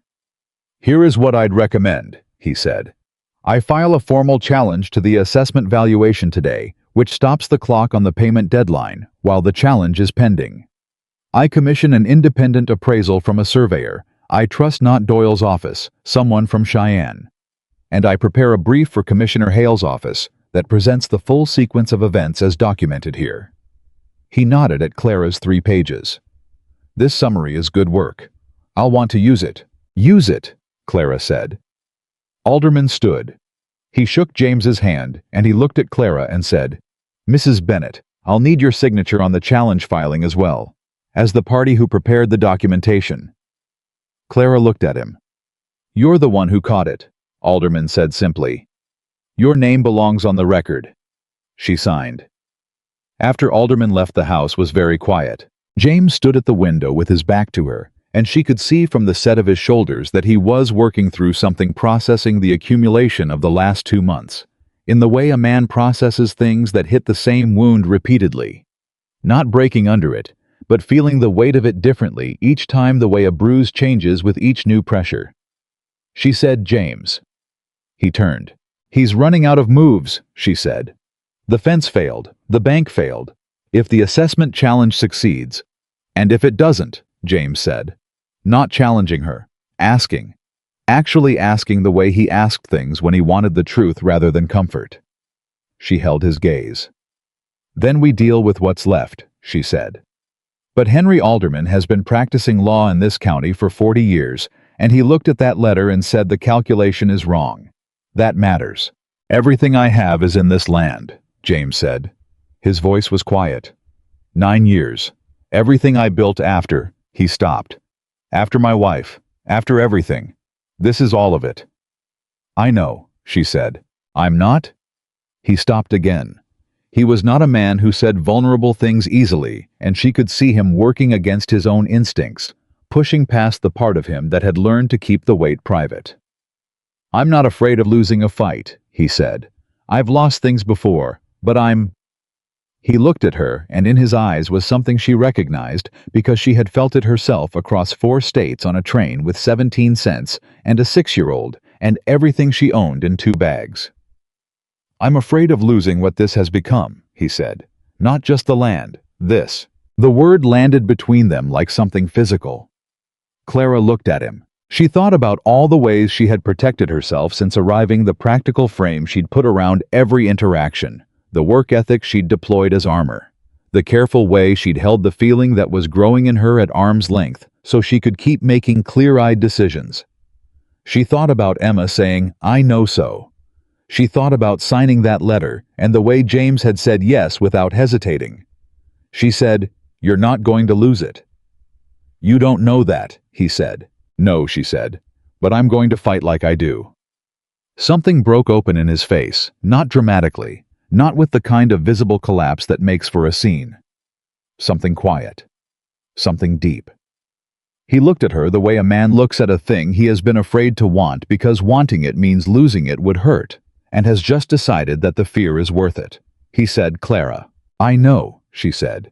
And she did. She knew what was in her own voice, knew she'd let something into it that she'd been keeping out of it for 2 months.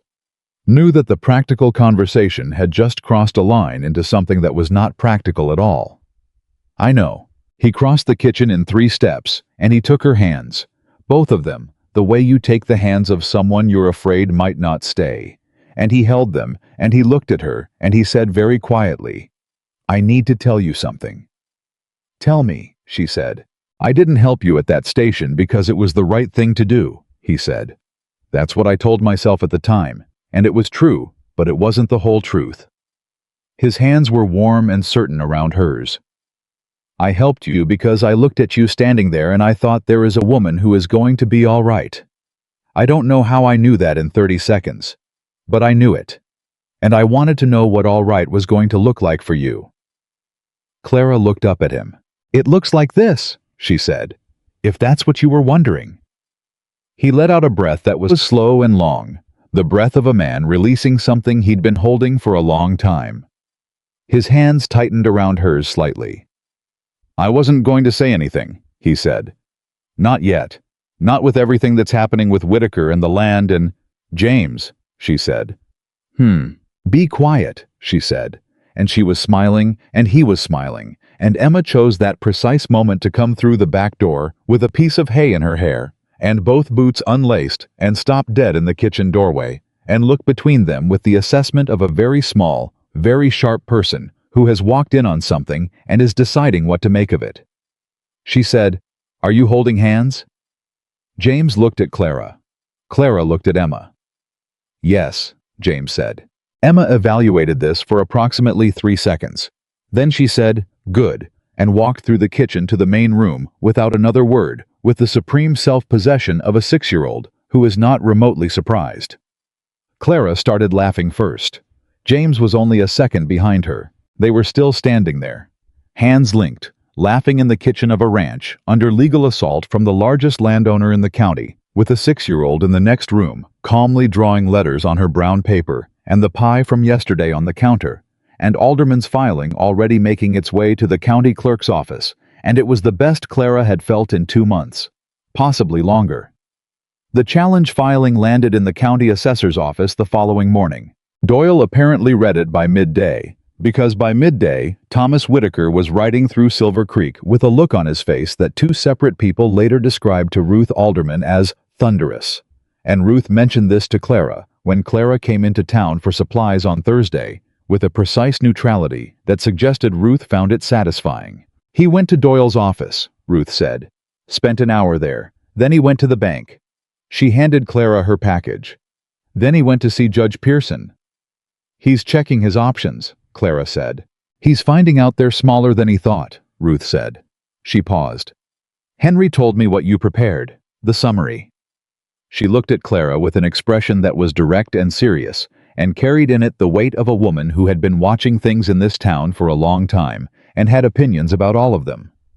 Nobody's done that before. Nobody's put all of it in order where it could be seen. It was just documentation, Clara said. Documentation is a weapon, Ruth said, when you know how to use it. Most people don't. She looked at Clara steadily. He didn't think you'd fight him this way. He thought you'd be manageable because you arrived with nothing. I arrived with my mind, Clara said. Ruth looked at her for a moment.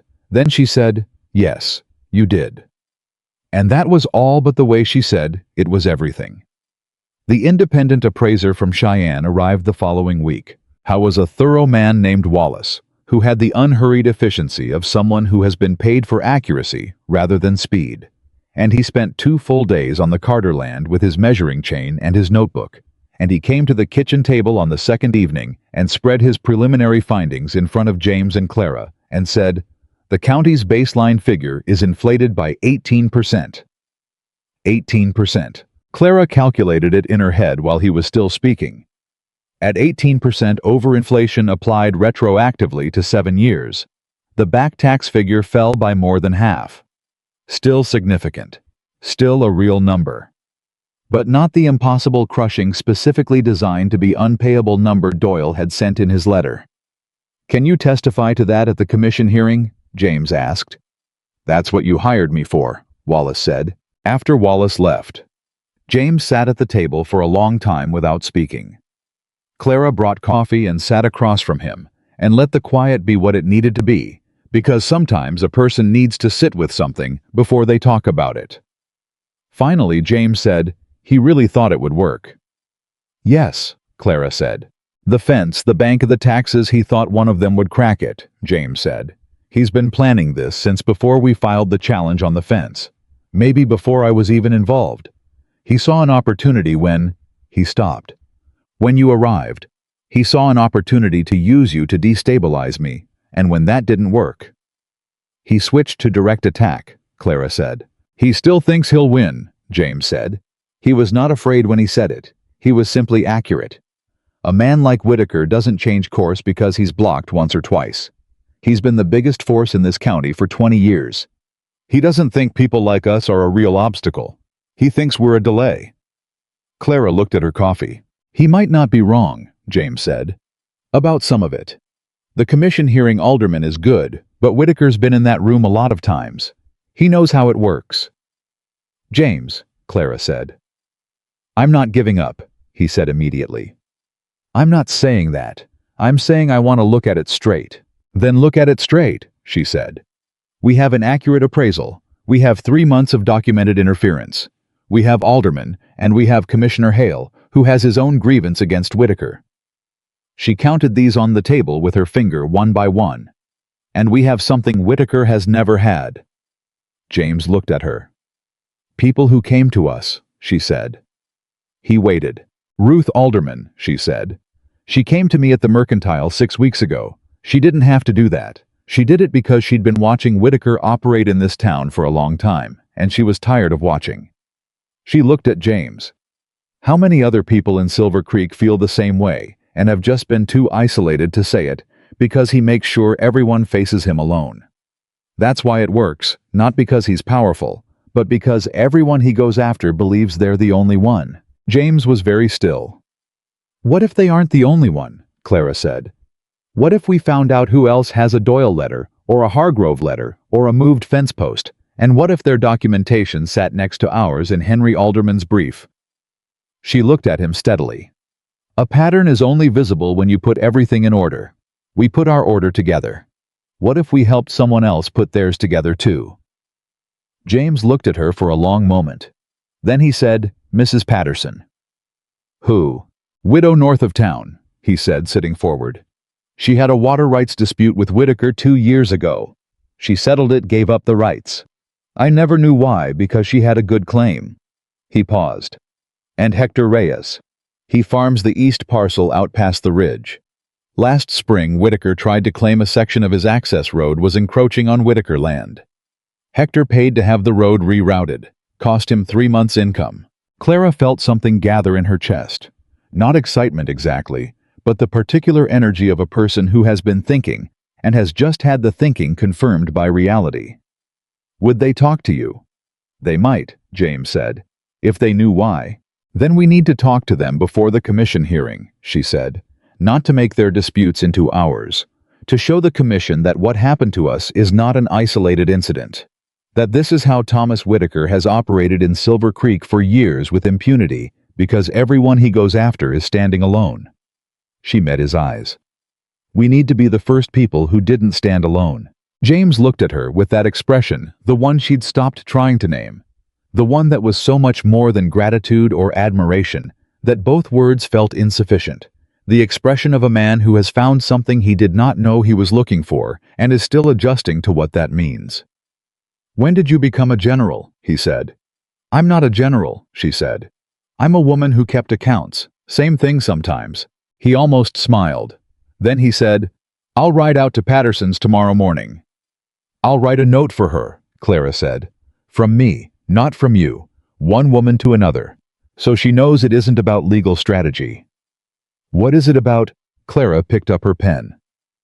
About being tired of being treated like we're alone when we aren't, she said. She wrote for 20 minutes. When she handed him the letter the next morning, he read it at the kitchen table, and when he finished reading, he sat very quietly for a moment, and then he said, Clara. It's just a letter, she said. It's not just a letter, he said. She's going to read this, and she's going to feel like someone sees her, Clara said. Yes, that's what I intended.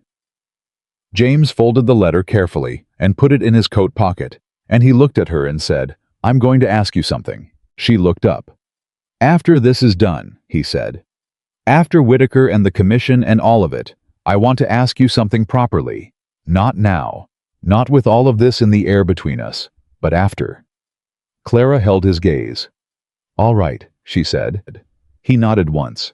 He went to get his horse. Emma appeared from the side room, boots already laced. She had learned to do them herself in the last week, a source of enormous pride, and watched James go through the window. Then she looked at Clara. "He's going to ask you to marry him," she said with the flat certainty of someone stating obvious geography. Clara looked at her daughter. "Eventually," Emma added, "when he works up to it." "How do you know that?" Clara said. Emma shrugged. "He looks at you the way Mr. Harmon looked at Mrs. Harmon," she said, "before they got married. And they got married." She went to the table and sat down and pulled her brown paper toward her. "Also, I heard him tell Biscuit." Clara stared at her. "He talks to her," Emma said, beginning to draw the letter Q with deep suspicion. "Same as me." Clara turned back to the window where James was disappearing down the road in the direction of the Patterson farm, and she thought about a man talking to a bay mare, about the things he couldn't yet say out loud, and she thought about the letter she'd written for a widow north of town who had given up her water rights because she thought she was alone, and she thought about the commission hearing and the appraisal report and everything still waiting to be resolved. And then she thought about after. He had said after. She had said all right. And in the small, carefully guarded country of Clara Bennett's heart, the country that had been burned once and had been rebuilding its walls ever since stone by patient stone, something moved that was not caution and was not strategy and was not the practical armor-wearing part of her that had gotten her through the last 2 years. It was something simpler. It was hope. Real hope, not the careful, rationed kind she'd spent 6 months investing in letters that turned out to be fiction. Not the managed, measured kind she'd permitted herself in small doses since arriving here. But something genuine and large and warm, the kind of hope that doesn't calculate its own odds before allowing itself to exist. She stood at the window and let it be there. Emma said from the table, "Mama, does Q look suspicious to you, or is it just me?" "It looks perfectly trustworthy," Clara said. "I don't think so," Emma said. "I'm watching it." Clara smiled. Outside, the road was empty where James had been, and the morning was bright and full of what came next. And Clara turned back to the kitchen and put water on to boil and began to think about the commission hearing and what she still needed to prepare and what Mrs. Patterson might say when she opened a letter from a woman she'd never met and read the words that told her she was not alone. There was work to do. There was always work to do.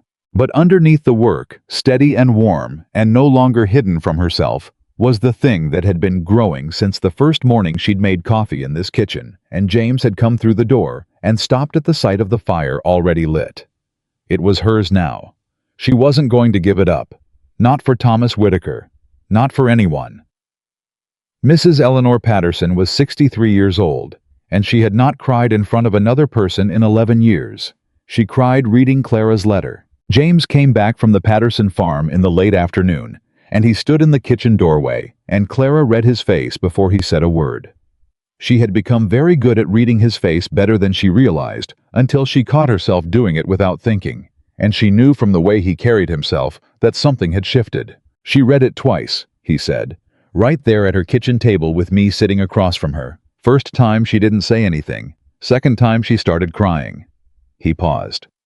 Then she got up and went to a tin box on her shelf and took out every document she had from the water rights dispute. 2 years of paperwork. She said she'd been keeping it because she didn't know what else to do with it. Clara sat down. She thought she'd lost, James said. She thought it was over and she'd lost, and that was just how things went for a woman alone in this county. She didn't know there was any other way to see it. He looked at Clara steadily. "Until your letter." "What did she say?" Clara asked. "About testifying." "She said yes before I finished asking," James said. Clara pressed her hands flat on the table. She was not going to cry. She was going to take this information and use it because there was a commission hearing in 9 days and she had work to do. "And Hector Reyes." "I'm riding out tomorrow," James said. "But Eleanor knows him. She said she'd send word ahead, so he knows why I'm coming." "Good," Clara said. "That's good." She meant it practically. She meant it absolutely. But she also sat at the table after James went to wash up, and she thought about Eleanor Patterson at 63 years old, keeping a tin box of papers on her shelf because she didn't know what else to do with them, believing she'd lost, believing it was just how things went for a woman alone, and she thought about herself 4 months ago on a train platform in Wyoming, holding Emma's hand with 17 cents and nowhere to go. She thought the only difference between Eleanor Patterson and me is that someone stepped forward. She thought that is the only difference. That is the whole of it. James came back to the kitchen, and she said without planning to say it, "We have to make sure she's all right after this. Whatever happens with the hearing, she shouldn't go back to being alone." He looked at her. "Ruth Alderman knows people," Clara said. "Women in this town who could know each other better than they do. Whitaker has operated in this county by keeping everyone separate. We fix the hearing, and then we fix the separation." She met his eyes. "Because the hearing is about the law, but the separation is how he kept winning." James was quiet for a moment. Then he said, "You came west to build a home." "Yes," she said. "You built one," he said. "And then you started building everyone else's." "Don't make it grand," she said. "I just wrote a letter to a woman who needed one." "Clara." He sat down across from her. "Let me make it grand just this once." She looked at him. He looked back at her with the direct, patient, utterly honest attention that was the most James Carter thing about him, the quality she'd noticed first on the platform and had been learning the full dimensions of ever since. "You came here broken," he said. "Not weak, I don't mean weak. Broken in the way a person is broken when someone has used their trust against them. And you did not let it make you small. You did not let it make you cruel. You took what was done to you, and you turned it into a reason to look for who else it had been done to." He paused. "I have never seen anyone do that. Not like you do it." Clara looked at the table. "I'm not trying to embarrass you," he said. "I know," she said. "I just don't." She stopped. "I spent a long time being careful not to need anyone to see me," she said. "It's a hard habit to come out of." "I know it is," he said quietly. They sat in the kitchen in the particular silence of two people who have said true things and are letting them settle. And outside, the Wyoming evening was doing what Wyoming evenings did, enormous and unhurried. And somewhere in the barn, Emma was conducting what had become her nightly conversation with Biscuit, which Clara could hear in a low, earnest murmur through the wall. James said, 9 days. 9 days, she agreed. "Whatever happens at that hearing, don't," she said. He stopped. "Don't finish that sentence," she said. "We're going to win the hearing. Say that instead." A beat. "We're going to win the hearing," he said. "Yes," she said. "We are." Hector Reyes said yes. He said yes, the way Eleanor Patterson had said yes immediately, with the particular relief of a man who has been waiting for someone to ask, without knowing he was waiting. He was 51, a farmer with the kind of broad, weathered competence and the careful dignity of a man who had built everything he had through years of hard work and had nearly lost a piece of it to a technicality manufactured by his neighbor. He had rerouted his access road at a cost of 3 months' income. He had documentation of the original boundary. He had kept it, he told James, because it felt wrong to throw it away, even after he'd paid and moved on. And that instinct, that stubborn, unresolved sense that something unjust had occurred, had kept a tin box of papers on his shelf, just like Eleanor Patterson's. 2 tin boxes. Clara organized both sets of documents at the kitchen table over 3 evenings, cross-referencing them with her own summary of the Carter Ranch disputes, building Alderman's brief piece by piece. She worked by lamplight after Emma was asleep, and James sat across from her. Sometimes. Not always. Sometimes just present in the room in the way that he was present. Solid and undemonstrative and entirely reliable. Reading or working through his own papers, occasionally handing her the coffee cup she'd forgotten was beside her. On the 5th night before the hearing, she looked up from the papers at midnight and said, "It's enough." James looked up from his book. "The brief," she said. "It's enough. 3 properties, 3 separate documented incidents, same method. Each time use a connected institution, make it look procedural hit when the person is isolated. Wallace's appraisal. Alderman's filing, Eleanor's water rights documents, Hector's boundary records." She looked at James. "It's a pattern. It's visible. If the commission reads this and doesn't see it, they're choosing not to." "Some of them might choose not to," James said. "Commissioner Hale won't," she said. "No," James agreed. "He won't." She began organizing the papers into their final order. Alderman needs these by morning. I'll ride them in at first light. She nodded and kept working, and he went back to his book, and the lamp burned low between them, and the house was quiet around them. And this exact thing, this room, this man reading across the table from her while she worked, this life that had assembled itself out of a lie and a stranger's wagon, and a bay mare named Biscuit, was what was at stake in 9 days. She knew it. She worked faster. The morning of the hearing. Thomas Whitaker arrived at the county commission building with his lawyer and 2 men from the bank, and the comfortable certainty of a man who had been in that room before and knew how it went. He had sat across from commissioners with Doyle's numbers in hand, and Hargrove's connections behind him, and the weight of 20 years of Silver Creek authority in his bearing, and things had gone the way things went for men like him in counties like this. He had not seen Henry Alderman's brief.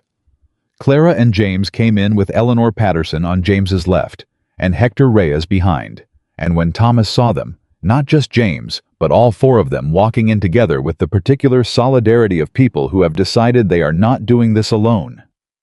Something moved through his expression that was the first thing Clara had ever seen on his face that she might call uncertainty. It was brief. How was a man of practiced confidence, and it reassembled quickly. But she saw it. She sat at the table beside James, with her hands folded and her spine straight, and she looked at Thomas Whitaker across the commission room, and she thought, "You looked at me on that platform, and you saw no one. Look again." Commissioner Hale opened the proceedings with the careful neutrality of a man who intended to be scrupulously fair and intended everyone in the room to know it. He read the formal record of the challenge. He acknowledged both parties. He indicated that the commission had received and reviewed the submitted brief. Whitaker's lawyer opened first. He was polished and methodical, a man who had practiced confidence in courtrooms and commission chambers, who knew how to make numbers sound authoritative and disputes sound simple. He presented the reassessment as a routine correction of a long-standing error. He cited Doyle's office. He cited the bank's records. He spoke for 20 minutes and made it all sound entirely reasonable and entirely isolated. Then Alderman stood up. Henry Alderman was 63 years old and had been practicing property law in this county since before Thomas Whitaker owned his first acre, and he did not raise his voice once in the 40 minutes he spoke. He did not need to. He laid the brief on the table in front of the commissioners, like a man placing evidence that speaks for itself, which it did. He walked through the timeline. The fence line moved overnight and restored by county order after the survey marker was cited. The bank letter withdrawn as a clerical error 48 hours after a 4-year payment record was submitted in response. The assessment letter arriving precisely 31 days after the bank withdrawal inflated by 18%, as confirmed by an independent appraiser from Cheyenne. He presented Eleanor Patterson's water rights dispute. He presented Hector Reyes's access road. He put them all in order on the table and he said, "The commission is looking at 3 documented instances of property interference against 3 separate landowners in this county, conducted through 3 separate institutions within a period of 24 months, utilizing the same method in each case."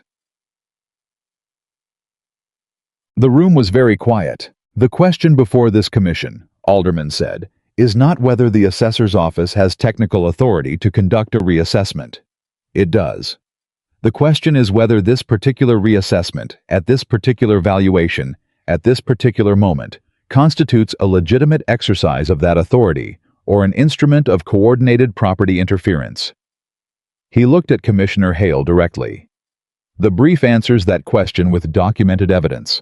I invite the commission to read it." Whitaker's lawyer stood up immediately and began to object, and Commissioner Hale raised one hand and said quietly, "Sit down, counselor," and the lawyer sat down. Hale read.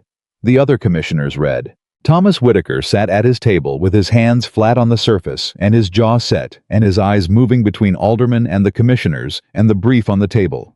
And Clara watched him understand gradually, in the way a large, confident structure understands that its foundation has given way slowly, and then all at once, that this was not going the way he had planned.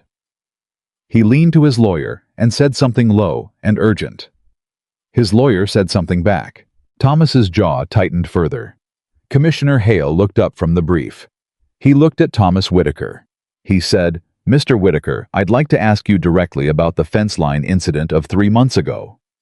Whitaker's lawyer said, "Commissioner, my client." "I'm asking your client," Hale said with a pleasantness that was entirely not warm. "Directly." What followed was 45 minutes that Clara would remember for the rest of her life, not because they were dramatic in any cinematic way, but because they were the 45 minutes in which Thomas Whitaker, questioned methodically by a commissioner who had his own reasons to be precise, was unable to produce a single document, a single independent witness, or a single explanation that did not contradict something already in the record. The fence posts that moved themselves.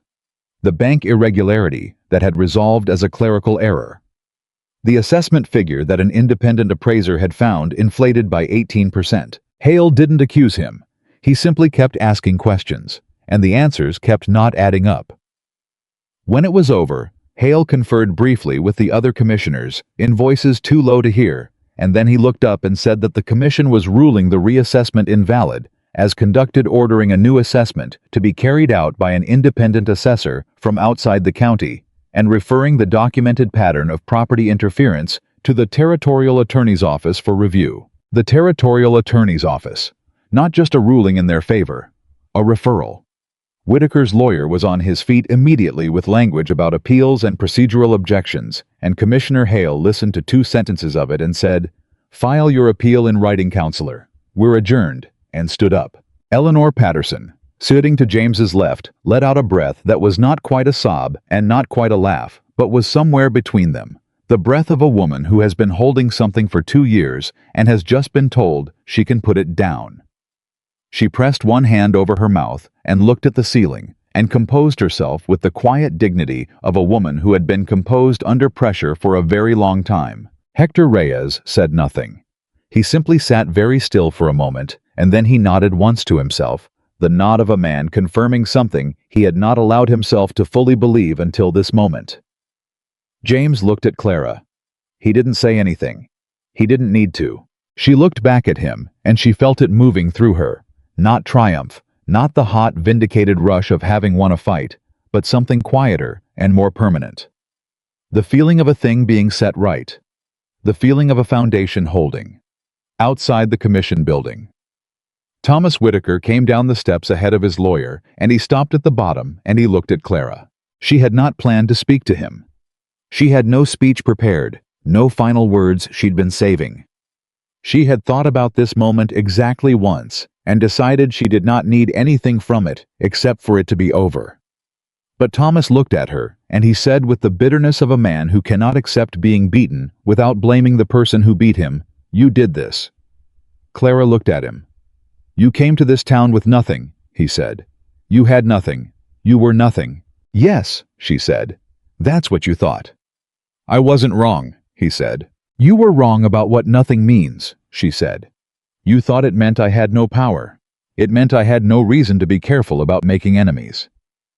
She held his gaze with the steadiness of a woman who no longer needed anything from this man, not his acknowledgement, not his remorse, not even his understanding. "You made me an enemy, Mr. Whitaker, when I arrived in this county with nothing to lose. That was your mistake. Not the letters, not the platform. That." She walked past him. James fell into step beside her, and Eleanor was on her other side, and Hector was just behind, and Ruth Alderman was waiting at the foot of the street with an expression of profound satisfaction that she was making no effort to conceal, and Clara walked through all of it, and felt the Wyoming sun on her face, and breathed. Thomas Whitaker did not follow. He left Silver Creek 4 months later. Not dramatically. There was no public departure, no announcement. He simply transferred the management of his ranch to a hired man and moved to a city in the east that no one in Silver Creek particularly cared about, and the largest ranch in the county, changed hands within a year to a family from Nebraska who turned out to be decent neighbors and did not move any fence posts. But that was later. On the afternoon of the hearing, James and Clara and Emma ate supper at the kitchen table, and Emma, who had been informed of the outcome with the level of detail appropriate to a 6-year-old, had asked one clarifying question. So the mean man lost, received confirmation, and moved on with the efficient satisfaction of someone whose worldview had been validated and who saw no need to dwell. She was currently attempting to teach James the letter Q. The problem, Emma said, placing her brown paper in front of him with great seriousness, is that it looks like O, but it isn't. It's sneaky. Sneaky, James said. You have to watch it, Emma said. I've been watching it for 2 months and I still don't trust it. Fair enough, James said. He drew a Q on the paper and showed it to Emma, who examined it with the critical eye of an expert. That's good, she said. That's a very honest Q. Thank you, James said, as if he had received a meaningful compliment, which from Emma he had. Clara watched them from the stove, and she thought, this is it. This is what I was looking for when I read that first letter in Ohio. Not the ranch. Not the practical arrangement. Not even the safety, though. Emma's safety was everything. This kitchen. This man drawing letters for her daughter with the complete seriousness he brought to everything. This place that had been empty and was not empty anymore. After Emma was in bed, James came to the kitchen doorway. Clara was at the table. The ledger was closed. The papers from the hearing were set aside. She had done the work, and the work was done, and she was simply sitting, which was something she had not allowed herself to do without purpose since she arrived, and she was finding that it felt different than she expected. Not restless, not guilty, just present. In her own life, in this room. James said, You remember what I told you, before the hearing? She looked up. You said after. It's after, he said. Her heart did something she had not given it permission to do, which it did anyway, the way hearts do when they have decided something the rest of the person is still catching up to. Yes, she said. It is.